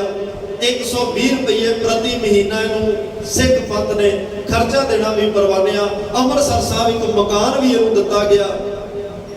ਜੋ ਇਹਨੇ ਕਹਿ ਗੱਲਾਂ ਮੰਨੀਆਂ, ਪਰ ਕੁਝ ਸਮੇਂ ਬਾਅਦ ਗੋਰਾ ਸਰਕਾਰ ਦੀ ਸ਼ਹਿ ਦੇ ਉੱਪਰ ਉਹਨਾਂ ਨੇ ਕਿਹਾ ਸੀ ਤੇਰੇ ਨਾਲ ਆ, ਸਾਰਾ ਸਰਕਾਰੀ ਅਮਲਾ ਫੈਲਾ ਤੇਰੇ ਨਾਲ ਹੈ ਤੇ ਤੂੰ ਗੁਰੂ ਘਰ ਦੀ ਸੇਵਾ ਹਾਸਲ ਕਰ, ਜਿਵੇਂ ਮਰਜ਼ੀ ਕਰ। ਕਿਉਂਕਿ ਗੋਰਾ ਸਰਕਾਰ ਡਰ ਰਹੀ ਹੈ ਵੀ ਜੇ ਸਿੱਖ ਇੱਕ ਇੱਕ ਕਰਕੇ ਗੁਰੂ ਘਰ ਆਜ਼ਾਦ ਕਰਾ ਰਹੇ ਆ, ਕਿਤੇ ਇਹ ਗੁਰੂ ਘਰਾਂ ਦੀ ਆਜ਼ਾਦੀ ਦੀ ਲਹਿਰ ਦੇਸ਼ ਦੀ ਆਜ਼ਾਦੀ ਦੀ ਲਹਿਰ ਨਾ ਬਣ ਜਾਵੇ। ਅੱਜ ਗੁਰੂ ਘਰ ਆਜ਼ਾਦ ਕਰਾ ਰਹੇ, ਕਰ ਦੇਸ਼ ਨੂੰ ਆਜ਼ਾਦ ਕਰਾ ਲੈਣ, ਉਧਰ ਨੂੰ ਚੱਲ ਪਏ। ਕੋਈ ਕੌਮੀ ਪਰਵਾਨਾ ਉੱਠਿਆ, ਕੋਈ ਮਰਜੀਵੜਾ ਉੱਠਿਆ, ਕੋਈ ਸੂਰਮਾ ਉੱਠਿਆ। ਇਹ ਤਾਂ ਮਰਨੋਂ ਨਹੀਂ ਡਰਦੇ, ਤਸ਼ੱਦਦ ਤੋਂ ਨਹੀਂ ਡਰਦੇ, ਬੜਾ ਕੁਛ ਇਹਨਾਂ ਦੇ ਝੱਲ ਲੈਂਦੇ ਨੇ, ਵਾਹਿਗੁਰੂ ਵਾਹਿਗੁਰੂ ਕਰਦੇ, ਸਭ ਕੁਝ ਸਹਿਣ ਕਰ ਜਾਂਦੇ ਆ। ਜੇ ਕਿਤੇ ਇਹਨਾਂ ਦੀ ਨਿਗਾਹ ਸਾਡੇ ਰਾਜ ਤੇ ਪੈ ਗਈ, ਇਹਨਾਂ ਨੇ ਛੱਡਣਾ ਸਾਨੂੰ ਨਹੀਂ। ਉਸ ਗੱਲੋਂ ਡਰਦੇ ਮਾਨਤਾ ਨੂੰ ਸ਼ਹਿ ਦੇ ਰਿਹਾ ਵੀ ਤੁਸੀਂ ਦੁਬਾਰੇ ਕਾਬਜ ਹੋਵੋ। ਮਹਾਤਮਾ ਸੁੰਦਰਦਾਸ ਜਿਹੜਾ ਜੋਗਿੰਦਰ ਸਿੰਘ ਬਣਿਆ, ਗੋਰਿਆਂ ਨਾਲ ਗੰਢ ਤੁੱਪ ਕਰਕੇ 8 ਅਗਸਤ ਨੂੰ 5 ਸਿੰਘ 1922 ਗੁਰੂ ਘਰ ਦੇ ਲੰਗਰਾਂ ਵਾਸਤੇ, ਕਿਉਂਕਿ ਲੰਗਰ ਸਭ ਕੁਝ ਉੱਥੇ ਬਾਹਰੋਂ ਬਾਹਰ ਚੱਲ ਰਿਹਾ, ਗੁਰੂ ਘਰ ਦੇ ਲੰਗਰਾਂ ਵਾਸਤੇ ਲੱਕੜਾਂ ਕੱਟਣ ਗਏ ਆ। ਅੱਗੇ ਵੀ ਲਿਆਉਂਦੇ ਨੇ, ਕੋਈ ਨਵੀਂ ਗੱਲ ਨਹੀਂ ਸੀ। ਭਾਈ ਮਨ ਸਾਹਿਬ ਵੀ ਲਿਆਉਂਦੇ ਰਹੇ, ਬਾਬਾ ਆਦਮ ਜੀ ਲਿਆਉਂਦੇ ਰਹੇ, ਭਾਈ ਕਲਿਆਣਾ ਜੀ ਲਿਆਉਂਦੇ ਰਹੇ। ਤੇ ਜੇ ਸਿੱਖ ਅੱਜ ਲੱਕੜਾਂ ਲੈਣ ਚਲੇ ਗਏ, ਕੋਈ ਵੱਡੀ ਗੱਲ ਨਹੀਂ ਸੀ। ਤੇ ਉਹਨਾਂ ਨੇ ਦਾਅ ਬਚਾ ਕੇ ਉਹ ਸਿੱਖਾਂ ਨੂੰ ਗ੍ਰਿਫਤਾਰ ਕੀਤਾ। ਤੇ ਇਹ ਮਹੰਤ ਸੁੰਦਰਦਾਸ ਜਿਹੜਾ ਜੋਗਿੰਦਰ ਸਿੰਘ ਬਣਿਆ, ਨੂੰ ਕਿਹਾ ਵੀ FRI ਤੂੰ ਦਰਜ ਕਰਵਾ ਕਿ ਸਿੱਖਾਂ ਨੇ ਮੇਰੇ ਜੰਗਲ ਚੋਂ, ਮੇਰੇ ਘਰ ਚੋਂ, ਮੇਰੇ ਖੇਤ ਚੋਂ ਲੱਕੜਾਂ ਚੋਰੀ ਕੀਤੀਆਂ। ਚੋਰੀ ਦੀ ਰਿਪੋਰਟ ਕਰਾ। ਉਹ ਚੋਰੀ ਦਾ ਮੁਕੱਦਮਾ ਦਰਜ ਹੋਇਆ। 5 ਸਿੰਘਾਂ ਨੂੰ ਗ੍ਰਿਫਤਾਰ ਕੀਤਾ। 6-6 ਮਹੀਨੇ ਦੀ ਕੈਦ ਹੋਈ। 5-5 ਰੁਪਏ ਜੁਰਮਾਨਾ ਕੀਤਾ ਗਿਆ। ਹਰ ਰੋਜ਼ ਸਿੰਘ ਜਿਹੜਾ ਵੀ ਲੱਕੜਾਂ ਲੈਣ ਜਾਂਦਾ ਉਹਨੂੰ ਗ੍ਰਿਫਤਾਰ ਕੀਤਾ ਜਾਂਦਾ, ਜਿਹੜਾ ਵੀ ਜਾਂਦਾ ਉਹਨੂੰ ਗ੍ਰਿਫਤਾਰ ਕੀਤਾ ਜਾਂਦਾ। ਅਕਸਰ 25 ਅਗਸਤ 1922 ਨੂੰ ਅਕਾਲ ਤਖਤ ਸਾਹਿਬ ਦੇ ਇਕੱਠ ਹੁੰਦਾ ਵੀ ਇਹ ਮਹੰਤ ਫਿਰ ਆਪਣੀਆਂ ਉਸੇ ਬਦਫੈਲੀਆਂ ਤੇ ਆਉਂਦਾ ਜਾ ਰਿਹਾ ਹੈ, ਗੁਰੂ ਘਰ ਤੇ ਕਬਜ਼ਾ ਕਰਨਾ ਚਾਹ ਰਿਹਾ ਹੈ, ਸਿੱਖਾਂ ਤੇ ਨਜਾਇਜ਼ ਹੋ ਰਿਹਾ। ਗੋਰਾ ਸਰਕਾਰ ਪੁਲਿਸ ਜਿਹੜੀ ਆ ਉਹ ਨਜਾਇਜ਼ ਕਰ ਰਹੀ ਹੈ, ਆਪਾਂ ਨੂੰ ਮੋਰਚਾ ਲਾਉਣਾ ਚਾਹੀਦਾ ਹੈ। 25 ਅਗਸਤ ਨੂੰ ਕੌਮ ਨੇ ਫੈਸਲਾ ਕਰਕੇ ਗੁਰੂ ਕੇ ਬਾਗ ਦਾ ਮੋਰਚਾ ਲਾਇਆ। 14 ਸਤੰਬਰ ਤੱਕ ਇਹ ਮੋਰਚਾ ਚੱਲਦਾ ਹੈ। ਜਿਹੜੇ ਸਿੱਖ ਸਿੰਘਣੀਆਂ, ਬੱਚੇ ਬੱਚੀਆਂ ਘਰਾਂ ਚੋਂ, ਪਿੰਡਾਂ ਚੋਂ ਆ ਕੇ ਇਸ ਮੋਰਚੇ ਦਾ ਹਿੱਸਾ ਬਣਨ ਲਈ ਆਉਂਦੇ ਨੇ, ਗੋਰਾ ਫੌਜ ਬਿਨਾਂ ਪੁੱਛੇ ਦੱਸੇ ਤੋਂ ਰਸਤੇ 'ਚ ਕੁੱਟਦੀ ਹੈ, ਮਾਰਦੀ ਹੈ, ਤਸ਼ੱਦਦ, ਸਮਾਂ ਵਾਲੀਆਂ ਡਾਂਗਾਂ ਨੇ ਕੋੜਾਂ 'ਚ। ਕੋਈ ਕੁੱਟ ਖਾਂਦਾ ਖਾਂਦਾ ਪ੍ਰਾਣ ਤਿਆਗ ਜਾਂਦਾ ਹੈ, ਕੋਈ ਬੇਹੋਸ਼ ਹੋ ਜਾਂਦਾ ਹੈ। ਇੱਕ ਭਾਈ ਤਾਰਾ ਸਿੰਘ ਦੇ ਭਾਈ ਭਗਤ ਸਿੰਘ ਖੇਤ ਚੋਂ ਕੰਮ ਕਰਦੇ ਕਰਦੇ ਮੋਰਚੇ ਦੇ ਜਥੇ ਵਿੱਚ ਚੱਲਿਆ। ਦੋਨੇ ਪਿਓ ਪੁੱਤਾਂ ਨੂੰ ਇੰਨਾ ਕੁੱਟਿਆ, ਇੰਨਾ ਕੁੱਟਿਆ, ਕੁੱਟ ਖਾਂਦੇ ਖਾਂਦੇ ਸ਼ਹਾਦਤ ਦਾ ਜਾਮ ਨਹੀਂ ਗਿਆ। ਇੱਕ ਭਾਈ ਪ੍ਰਿਥੀਪਾਲ ਸਿੰਘ ਲਾਇਲਪੁਰ ਤੋਂ ਜਥਾ ਲੈ ਕੇ ਆ ਰਿਹਾ, ਛੀਨੇ ਵਾਲੇ ਪੁਲ ਤੇ ਉਹਨੂੰ ਰੋਕ ਕੇ ਇੰਨਾ ਤਸ਼ੱਦਦ, ਲਿਖਣ ਵਾਲੇ ਕਹਿੰਦੇ ਆ 96 ਸੁਮਾਂ ਵਾਲੀਆਂ ਡਾਂਗਾਂ ਮਾਰੀਆਂ ਗਈਆਂ, ਉਹ ਵੀ ਸ਼ਹਾਦਤ ਦਾ ਜਾਮ ਨਹੀਂ। ਬੇਹੱਦ ਦੁਖਦਾਈ ਜਿਹੜੇ ਉੱਥੇ ਵਰਤਾਰੇ ਵਰਤੇ। ਬੱਚਿਆਂ ਨੂੰ ਮਾਰਿਆ ਜਾ ਰਿਹਾ, ਬੀਬੀਆਂ ਨੂੰ ਮਾਰਿਆ ਜਾ ਰਿਹਾ, ਬਜ਼ੁਰਗਾਂ ਨੂੰ ਕੁੱਟਿਆ ਜਾ ਰਿਹਾ, ਲੱਤਾਂ ਬਾਹਾਂ ਜੋ ਕੁਛ ਹੱਥ ਚ ਆਉਂਦਾ ਗੋਰਾ ਪੁਲਿਸ ਕੁੱਟ ਰਹੀ ਹੈ, ਮਾਰ ਰਹੀ ਹੈ। ਤੇ ਸਿੱਖ ਵਾਹਿਗੁਰੂ ਵਾਹਿਗੁਰੂ ਦਾ ਸਿਮਰਨ ਕਰਦੇ ਸਭ ਕੁਝ ਬਰਦਾਸ਼ਤ ਕਰ ਰਹੇ ਆ। ਅਖੀਰ ਮੁਸਲਮਾਨ ਵੀਰਾਂ ਨੇ ਅੰਮ੍ਰਿਤਸਰ ਸਾਹਿਬ ਦੀ ਇੱਕ ਮਸਜਿਦ ਵਿੱਚ ਨਮਾਜ਼ ਅਦਾ ਕਰਕੇ ਅੱਲਾ ਨੂੰ ਫਰਿਆਦ ਕੀਤੀ, ਯਾ ਅੱਲਾ, ਸਿੱਖ ਕਿਸੇ ਦਾ ਬੁਰਾ ਨਹੀਂ ਕਰਦੇ, ਸਰਬੱਤ ਦਾ ਭਲਾ ਮੰਗਦੇ ਨੇ, ਆਪਣੇ ਗੁਰੂ ਘਰਾਂ ਵਿੱਚ ਜਾਣ ਲਈ ਇਹਨਾਂ ਤੇ ਇੰਨਾ ਤਸ਼ੱਦਦ ਹੋ ਰਿਹਾ, ਇਹਨਾਂ ਦੀ ਮਦਦ ਕਰ। ਇਹ ਇਸਲਾਮ ਧਰਮ ਦੇ ਲੋਕਾਂ ਨੇ ਅਰਦਾਸ ਦੁਆ ਕੀਤੀ ਉੱਥੇ ਇੱਕ ਕਲਕੱਤੇ ਤੋਂ ਪਾਦਰੀ ਆਇਆ, GF ਐਡਵਾਈਜ਼ਰ। ਉਹਨੇ ਆ ਕੇ ਸਾਰਾ ਤਸ਼ੱਦਦ ਹੁੰਦਾ ਵੇਖਿਆ। ਮਦਨ ਮੋਹਨ ਵਾਲਮੀਆ ਉਸ ਵੇਲੇ ਵੱਡਾ ਲੀਡਰ ਸੀ, ਉਹ ਆ ਕੇ ਸਾਰਾ ਤਸ਼ੱਦਦ ਵੇਖਦਾ ਹੈ। ਉਹਨੇ ਫਿਰ ਜਲਿਆਂਵਾਲੇ ਬਾਗ 'ਚ ਇੱਕ ਜਲਸਾ ਕੀਤਾ ਤੇ ਬੜੀ ਸਖਤ ਸ਼ਬਦਾਂ ਵਿੱਚ ਉਹਨੇ ਗੋਰਾ ਸਰਕਾਰ ਹਕੂਮਤ ਦੀ ਨਿਖੇਧੀ, ਨਿੰਦਿਆ ਕੀਤੀ ਕਿ ਸਿੱਖਾਂ ਨਾਲ ਐਵੇਂ ਤਸ਼ੱਦਦ ਨਹੀਂ ਹੋਣਾ ਚਾਹੀਦਾ। ਇਹ ਕਿਸੇ ਨੂੰ ਮਾੜਾ ਨਹੀਂ ਕਹਿੰਦੇ, ਵਧੀਕੀ ਨਹੀਂ ਕਰਦੇ, ਵਾਅਦਾ ਨਹੀਂ ਕਰਦੇ, ਸਰਬੱਤ ਦਾ ਭਲਾ ਮੰਗਣ ਵਾਲੀ ਕੌਮ। ਉਹਨੇ ਵੀ ਹਾਂ ਦਾ ਨਾਰਾ ਮਾਰਿਆ। ਫਿਰ ਇੱਕ ਇਹਨਾਂ ਦਾ ਈਸਾਈਆਂ ਦਾ ਪਾਦਰੀ ਕਲਕੱਤੇ ਤੋਂ ਆਇਆ, GF ਐਡਵਾਈਜ਼ਰ। ਉਹਨੇ ਆ ਕੇ ਸਾਰਾ ਜਦੋਂ ਤਸ਼ੱਦਦ ਗੁਰੂ ਕੇ ਬਾਗ ਵਿੱਚ ਦੇਖਿਆ, ਕਿਵੇਂ ਸਿੱਖਾਂ ਨੂੰ ਕੁੱਟਿਆ ਜਾ ਰਿਹਾ, ਬੀਬੀਆਂ ਭੈਣਾਂ ਨੂੰ ਕੁੱਟਿਆ ਜਾ ਰਿਹਾ, ਮਾਰਿਆ ਜਾ ਰਿਹਾ ਹੈ, ਉਸ ਪਾਦਰੀ ਦੇ ਫਿਰ ਵਰਡ ਸਾਨੂੰ ਦੀ ਜ਼ੁਬਾਨ ਤੋਂ ਬੋਲ ਨਿਕਲੇ, ਕਹਿੰਦਾ ਮੈਂ ਤਾਂ ਪੜਿਆ ਸੁਣਿਆ ਸੀ ਵੀ ਇਸ ਦੁਨੀਆ ਤੇ ਇੱਕੋ ਹੀ ਈਸਾ ਮਸੀਹ ਹੋਇਆ ਜਿਹੜਾ ਸੂਲੀ ਚੜਿਆ ਸੀ, ਇੱਕੋ ਹੀ ਈਸਾ ਹੋਇਆ ਜਿਹੜਾ ਸੂਲੀ ਚੜਿਆ ਸੀ। ਪਰ ਅੱਜ ਮੈਂ ਆਪਣੀਆਂ ਅੱਖਾਂ ਨਾਲ ਵੇਖਿਆ ਸਿੱਖਾਂ ਦੇ ਤਾਂ ਘਰ ਘਰ ਈਸਾ ਜੰਮੇ ਹੋਏ ਨੇ, ਸਿੱਖਾਂ ਦੇ ਤਾਂ ਘਰ ਘਰ ਵਿੱਚ ਸੂਲੀਆਂ ਦੇ ਚੜ੍ਹਨ ਵਾਲੇ, ਮੌਤ ਨੂੰ ਮਖੌਲਾ ਕਰਨ ਵਾਲੇ ਪੈਦਾ ਹੋਏ ਹੋਏ ਨੇ। ਉਹਨੇ ਵਾਸਤਾ ਪਾਇਆ, ਉਹ ਨਾ ਇੰਨਾ ਤਸ਼ੱਦਦ ਕਰੋ, ਇਹ ਮਰਨ ਮੁੱਕਣ ਵਾਲੇ ਨਹੀਂ, ਇਹ ਡਰਨ ਵਾਲੇ ਨਹੀਂ, ਇਹ ਘਬਰਾਉਣ ਵਾਲੇ ਨਹੀਂ। ਇਹ ਜਿਹੜੇ ਘਰ ਘਰ ਵਿੱਚ ਈਸਾ ਮਸੀਹ ਦਾ ਜਨਮ ਹੋਵੇ, ਉਹਨਾਂ ਦਾ ਕਦੇ ਵਕਤ ਆਏਗਾ ਇਸ ਦੁਨੀਆ ਦੇ ਰਾਜ ਵੀ ਹੋਏਗਾ। ਉਹਨੇ ਫਿਰ ਗਵਰਨਰ ਨੂੰ ਜਾ ਕੇ ਕਿਹਾ ਜੋ ਹੋ ਰਿਹਾ ਗਲਤ ਹੋ ਰਿਹਾ, ਨੂੰ ਰੋਕੋ। ਫਿਰ 14 ਸਤੰਬਰ ਨੂੰ ਗਵਰਨਰ ਦੇ ਹੁਕਮਾਂ ਨਾਲ ਕੁੱਟਮਾਰ ਰੁਕੀ। ਇੱਕ ਗੰਗ ਬਹਾਦਰ ਸੀ, ਉਹਦੇ ਨਾਮ ਤੇ ਸਾਰਾ ਫਿਰ ਇੱਕ ਕਾਗਜ਼ ਪੱਤਰੀ ਜੋ ਕੰਮ ਕੀਤਾ ਗਿਆ, ਮਹੰਤ ਨੂੰ ਵੀ ਬਾਹਰ ਕੱਢਿਆ ਤੇ ਉਸ ਨੂੰ ਸਾਰੀ ਜਗੀਰ ਜਿਹੜੀ ਉਹ ਠੇਕੇ ਤੇ ਕਿਰਾਏਨਾਮੇ ਤੇ ਦਿੱਤੀ ਗਈ। ਬਾਅਦ ਵਿੱਚ ਉਹਨੇ ਫਿਰ ਸਿੱਖਾਂ ਨੂੰ ਸਾਰਾ ਕੁਝ ਸੰਭਾਲ ਦਿੱਤਾ। ਇਸ ਤਰੀਕੇ ਨਾਲ ਗੋਰਾ ਸਰਕਾਰ ਨੇ ਆਪਣਾ ਖਹਿੜਾ ਛਡਾਇਆ। ਥੋੜੇ ਜਿਹੇ ਦਿਨਾਂ ਵਿੱਚ ਬੇਅੰਤ ਸ਼ਹਾਦਤਾਂ ਹੋਈਆਂ, ਬਹੁਤ ਕਹਿਰਾ ਜਿਹੜਾ ਸਿੱਖਾਂ ਦੇ ਉੱਤੇ ਤਸ਼ੱਦਦ ਹੋਇਆ, ਪਰ ਸਿੱਖਾਂ ਨੇ ਸਿਦਕ ਨਹੀਂ ਹਾਰਿਆ। ਆਪਣਾ ਖੂਨ ਡੋਲ ਕੇ, ਸ਼ਹਾਦਤਾਂ ਦਾ ਜਾਮ ਪੀ ਕੇ, ਗੋਰਾ ਹਕੂਮਤ ਦਾ ਅੰਨਾ ਤਸ਼ੱਦਦ ਸਹਿ ਕੇ, ਅਣਮਨੁੱਖੀ ਤਰੀਕੇ ਵਾਲਾ ਤਸ਼ੱਦਦ ਸਹਿ ਕੇ ਵੀ ਸਾਨੂੰ ਗੁਰੂ ਕੇ ਬਾਗ ਦੀ ਸੇਵਾ ਸੰਭਾਲ ਲੈ ਕੇ ਦਿੱਤੀ। ਤੇ ਉਹਨਾਂ ਹੀ ਗੁਰਮੁਖਾਂ ਸਿੱਖਾਂ ਸ਼ਹੀਦਾਂ ਨੂੰ ਅਸੀਂ ਯਾਦ ਕਰਦੇ ਹੋਏ ਰੋਜ਼ ਅਰਦਾਸ ਵਿੱਚ ਕਹਿੰਦੇ ਆ, ਜਿਨ੍ਹਾਂ ਸਿੰਘਾਂ ਸਿੰਘਣੀਆਂ ਨੇ ਧਰਮੇ ਤਸੀਸ ਦਿੱਤੇ, ਬੰਦ ਕਟਾਏ, ਖੋਪਰੀਆਂ ਲਾਈਆਂ, ਚਰਖੜੀਆਂ ਤੇ ਚੜੇ ਤਨ ਆਰਿਆਂ ਨਾਲ ਚਰਾਏ, ਗੁਰਦੁਆਰਿਆਂ ਦੀ ਸੇਵਾ ਲਈ ਕੁਰਬਾਨੀਆਂ ਕੀਤੀਆਂ ਪਰ ਧਰਮ ਨਹੀਂ ਹਾਰਿਆ। ਤਿੰਨਾਂ ਦੀ ਕਮਾਈ ਦਾ ਧਿਆਨ ਧਰ ਕੇ ਖਾਲਸਾ ਜੀ ਬੋਲੋ ਜੀ ਵਾਹਿਗੁਰੂ, ਉਹਨਾਂ ਦੀ ਕਮਾਈ ਦਾ ਧਿਆਨ ਧਰ ਕੇ ਵਾਹਿਗੁਰੂ ਬੋਲਿਆ ਜਾਂਦਾ ਹੈ। ਤੇ ਉਹ ਸਤਿਗੁਰਾਂ ਨੇ ਇੰਨੇ ਉਹਨਾਂ ਨੂੰ ਗੁਣ ਬਖਸ਼ੇ, ਉਹ ਗੁਣਾਂ ਦੇ ਧਾਰਨੀ ਸਨ। ਪਰਮਾਤਮਾ ਦਾ ਸਿਮਰਨ ਅੰਦਰ ਟਿਕਿਆ ਸੀ, ਇਹਨਾਂ ਤਸ਼ੱਦਦ ਸਹਿ ਕੇ ਵੀ ਗੁਰੂ ਘਰਾਂ ਦੀ ਸੇਵਾ ਜਿਹੜੀ ਆ ਉਹ ਕੌਮ ਨੂੰ ਲੈ ਕੇ ਦੇ ਕੇ ਗਏ। ਤੇ ਮਹਾਰਾਜ ਕਹਿੰਦੇ ਸਿਮਰਨ ਕਰੋ ਭਾਈ, ਸਿਮਰਨ ਵਿੱਚੋਂ ਸਾਰੇ ਗੁਣ, ਸਾਰੀਆਂ ਇੱਛਾਵਾਂ, ਸਾਰੇ ਫਲ, ਸਾਰੇ ਮਨੋਰਥ ਪੂਰੇ ਹੁੰਦੇ ਨੇ। ਪੂਰਨ ਹੋਈ ਆਸ ਹਮਾਰੀ, ਸਾਰੀਆਂ ਆਸਾਂ ਉਮੀਦਾਂ ਧੰਨ ਗੁਰੂ ਅਰਜਨ ਦੇਵ ਪਾਤਸ਼ਾਹ ਕਹਿੰਦੇ ਸਿਮਰਨ ਵਿੱਚੋਂ ਪੂਰੀਆਂ ਹੁੰਦੀਆਂ ਨੇ। ਔਖਦ ਮੰਤਰ ਤੰਤਰ ਕਰ ਦੁਖ ਹਰ, ਸਰਬ ਰੋਗ ਖੰਡਨ ਗੁਣਕਾਰੀ। ਪਰਮਾਤਮਾ ਦਾ ਸਿਮਰਨ, ਉਹਦਾ ਨਾਮ ਔਖਦ ਇੱਕ ਦਵਾਈ ਹੈ। ਮੰਤਰ ਤੰਤਰ, ਮੰਤਰ ਜਿਹੜਾ ਮੁਖ ਤੋਂ ਬੋਲਿਆ ਜਾਵੇ, ਤੰਤਰ ਜਿਹੜੇ ਤਵੀਤ ਵਗੈਰਾ ਹੋਣ, ਸਿਮਰਨ ਕਰਨ ਵਾਲੇ ਤੇ ਕੋਈ ਅਸਰ ਨਹੀਂ ਚੱਲਦਾ। ਤੰਤ ਮੰਤ ਨਾ ਜੋਹੀ ਤਿਸ ਚਾਕ ਨਾ ਲਾਗੇ। ਪਰ ਦੁੱਖ ਹਰ, ਜਿਹੜੇ ਦੁੱਖ ਨੇ, ਪਰਾਏ ਦੁੱਖ ਨੇ, ਦੂਜਿਆਂ ਦੇ ਦੁੱਖਾਂ ਨੇ ਜਿਹੜਾ ਦੁਖੀ ਕੀਤਾ, ਸਿਮਰਨ ਕਰਕੇ ਉਹ ਵੀ ਖਤਮ ਹੋ ਜਾਂਦੇ ਨੇ। ਸਰਬ ਰੋਗ ਖੰਡਨ ਗੁਣਕਾਰੀ, ਸਿਮਰਨ ਕਰੋ ਭਾਈ, ਸਾਰੇ ਰੋਗਾਂ ਨੂੰ ਖੰਡਣ ਵਾਲਾ ਤੇ ਇਹ ਗੁਣਕਾਰੀ ਪ੍ਰਮਾਤਮਾ ਦਾ ਸਿਮਰਨ ਹੈ। ਕਾਮ ਕ੍ਰੋਧ ਮਦ ਮਤਸਰ ਤ੍ਰਿਸ਼ਨਾ, ਬਿਨ ਸਜਾਹੇ ਹਰ ਨਾਮ ਉਚਾਰੀ। ਕਾਮ ਕ੍ਰੋਧ ਮਦ ਮਤਸਰ ਤ੍ਰਿਸ਼ਨਾ, ਕਾਮ ਕ੍ਰੋਧ ਮਦ ਹੰਕਾਰ ਮਤਸਰ ਈਰਖਾ, ਇਹ ਸਾਰੀਆਂ ਤ੍ਰਿਸ਼ਨਾ ਆਦਿਕ ਜਿੰਨੇ ਵੀ ਇਹ ਭੈੜੇ ਵਿਕਾਰ ਨੇ, ਬਿਨ ਸਜਾਏ ਇਹ ਸਾਰੇ ਖਤਮ ਹੋ ਜਾਂਦੇ ਨੇ। ਪਰ ਖਤਮ ਤਾਂ ਹੁੰਦੇ ਨੇ ਜੇ ਹਰ ਨਾਮ ਉਚਾਰੀ, ਰਸਨਾ ਤੇ ਉੱਤੇ ਨਾਮ ਹੋਵੇ, ਮਨ ਵਿੱਚ ਔਰ ਤਨ ਵਿੱਚ, ਮੁਖ ਤੇ ਨਾਮ ਹੋਵੇ। ਤਨ ਔਰ ਮੁਖ ਨਾਲ ਨਾਮ ਜਪਿਆ, ਮਨ ਔਰ ਮੁਖ ਨਾਲ ਨਾਮ ਜਪਿਆ, ਇਹ ਸਾਰੀਆਂ ਆਦੀਆਂ ਵਿਆਧੀਆਂ ਤੋਂ ਛੁਟਕਾਰਾ ਪੈਂਦਾ ਹੈ। ਇਸਨਾਨ ਦਾਨ ਤਾਪਨ ਸਚ ਕਿਰਿਆ, ਚਰਨ ਕਮਲ ਹਿਰਦੈ ਪ੍ਰਭ ਧਾਰੀ। 8 ਤੀਰਥਾਂ ਦਾ ਜਿਹੜਾ ਇਸ਼ਨਾਨ ਉਹ ਬੜਾ ਮਹੱਤਵਪੂਰਨ ਮੰਨਿਆ ਗਿਆ ਸਨਾਤਨ ਮਤ ਵਿੱਚ। ਸਾਡੇ ਵੀ ਅੱਜ ਸਿੱਖ ਬੜੇ ਕਹਿੰਦੇ ਆ ਜੀ ਤੀਰਥ ਤੇ ਨਹਾਉਣ ਚੱਲੇ ਆ। ਸਭ ਤੋਂ ਵੱਡਾ ਮਾਰੇ ਤੀਰਥ ਨਹਾਉਣ ਜਾਓ, ਤੀਰਥ ਨਾਮ ਹੈ। ਇੱਥੇ ਵੀ ਗੱਲ ਨਾਮ ਦੀ ਹੈ। ਨਾਮ ਦੇ ਤੀਰਥ ਵਿੱਚ ਇਸ਼ਨਾਨ ਕਰ, ਕਿਉਂਕਿ ਮਨ ਮੈਲਾ ਹੈ, ਤਨ ਨਹੀਂ, ਤਨ ਤਾਂ ਘਰ ਵੀ ਸਾਫ਼ ਹੋ ਜਾਏਗਾ। ਮੈਲਾ ਤੇਰਾ ਮਨ ਹੈ ਤੇ ਸਾਫ਼ ਤਨ ਨੂੰ ਕਰ ਰਿਹਾ। ਬਿਮਾਰ ਮਨ ਕਹਿੰਦੇ ਦਵਾਈ ਤਨ ਨੂੰ ਦੇ ਰਿਹਾ, ਕਿਵੇਂ ਤੰਦਰੁਸਤ ਹੋਏਗਾ। ਪਰ ਸਤਿਗੁਰੂ ਕਹਿੰਦੇ ਪ੍ਰਮਾਤਮਾ ਦਾ ਨਾਮ ਜਪ, ਸਾਰੇ ਇਸ਼ਨਾਨਾਂ ਦਾ ਫਲ, ਸਾਰੇ ਦਾਨਾਂ ਦਾ ਫਲ। ਬਾਪ ਮਜਨ ਸਭ ਸਾਧੂਆਂ ਧੂੜੀ ਕਰ ਇਸ਼ਨਾਨ, ਹਰ ਕਾ ਨਾਮ ਧਿਆਏ ਸੁਣ। ਸਭਨਾਂ ਨੂੰ ਕਰਦਾਨ ਹਰੀ ਦੇ ਨਾਮ ਵਿੱਚ ਭਾਈ। 68 ਤੀਰਥਾਂ ਦਾ ਇਸ਼ਨਾਨ ਦਾ ਮਹੱਤਵ, ਸਾਰੇ ਕੀਤੇ ਹੋਏ ਦਾਨਾਂ ਦਾ ਮਹੱਤਵ, ਜਿੰਨੇ ਤਪ ਤਾਪਨ ਕੀਤੇ ਹੋਏ ਨੇ, ਇਹ ਪ੍ਰਮਾਤਮਾ ਦਾ ਸਿਮਰਨ ਕਰਨ ਵਿੱਚ ਤੇ ਉਹਦੇ ਬਰਾਬਰ ਇਹ ਸਾਰੀਆਂ ਚੀਜ਼ਾਂ ਜਿਸ ਇਨਸਾਨ ਦੇ ਹਿਰਦੇ ਵਿੱਚ ਸਿਮਰਨ ਟਿਕ ਜਾਏ, ਉਹਦਾ ਸਾਰਿਆਂ ਦਾ ਫਲ ਉਹਨੂੰ ਮਿਲ ਜਾਂਦਾ ਹੈ। ਸਾਜਨ ਮੀਤ ਸਖਾ ਹਰ ਬੰਧਪ, ਜੀਅ ਧਾਨ ਪ੍ਰਭ ਪ੍ਰਾਨ ਅਧਾਰੀ। ਸਤਿਗੁਰੂ ਸੱਜਣ ਮਿੱਤਰ, ਪ੍ਰਮਾਤਮਾ ਨੂੰ ਆਪਣਾ ਸਾਜਨ ਮਿੱਤਰ ਬਣਾ। ਸੋ ਸਿੱਖ ਸਖਾ ਬੰਧਪ ਹੈ ਭਾਈ।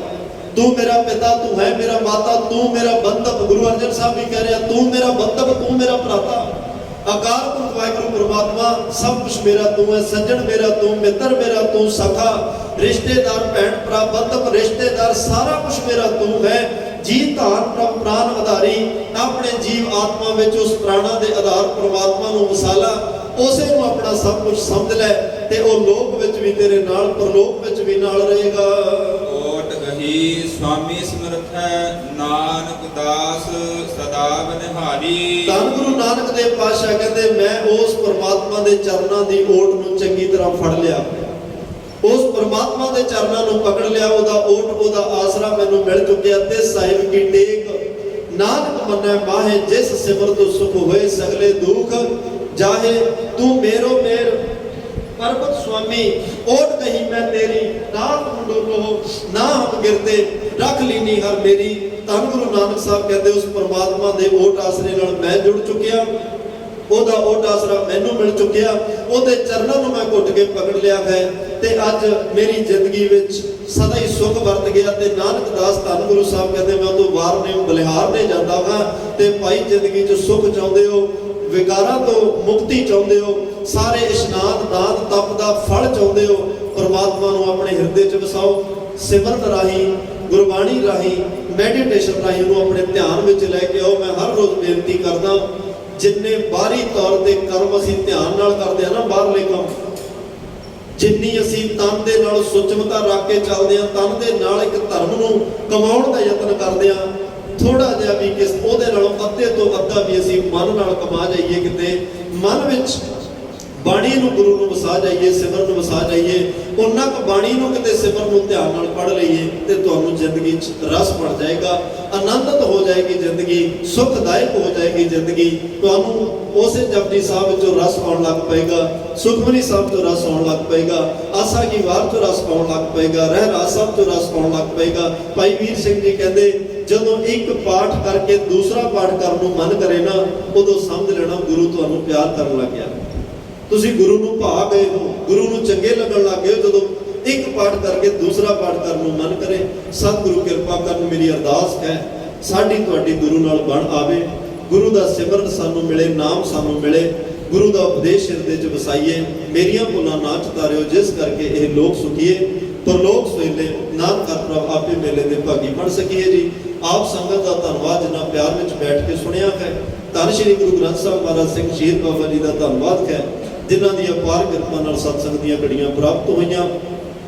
ਭੁੱਲਾਂ ਚੁੱਕਾਂ ਦੀ ਖਿਮਾ ਦੇਹੋ ਸੱਜਣ ਅਸੀਸੜੀਆਂ ਜੋ ਹੋਵੇ ਸਾਹਿਬ ਸਿਓ ਮੇਲ। ਆਓ ਆਖਰੀ ਪੰਕਤੀਆਂ ਦਾ ਪਾਠ ਸਰਵਣ ਕਰਕੇ ਸਮਾਪਤੀ ਕਰੀਏ ਜੀ। ਸਾਜਨ ਮੀਤ ਸਖਾ ਹਰ ਬੰਧਪ ਜੀ ਅਧਾਨ ਪ੍ਰਭ ਪ੍ਰਾਨ ਆਧਾਰੀ। ਓਟ ਗਹੀ ਸੁਆਮੀ ਸਮਰਥ ਹੈ ਨਾਨਕ ਦਾਸ ਸਦਾ ਬਲਿਹਾਰੀ। ਵਾਹਿਗੁਰੂ ਜੀ ਕਾ ਖਾਲਸਾ, ਵਾਹਿਗੁਰੂ ਜੀ ਕੀ ਫਤਿਹ।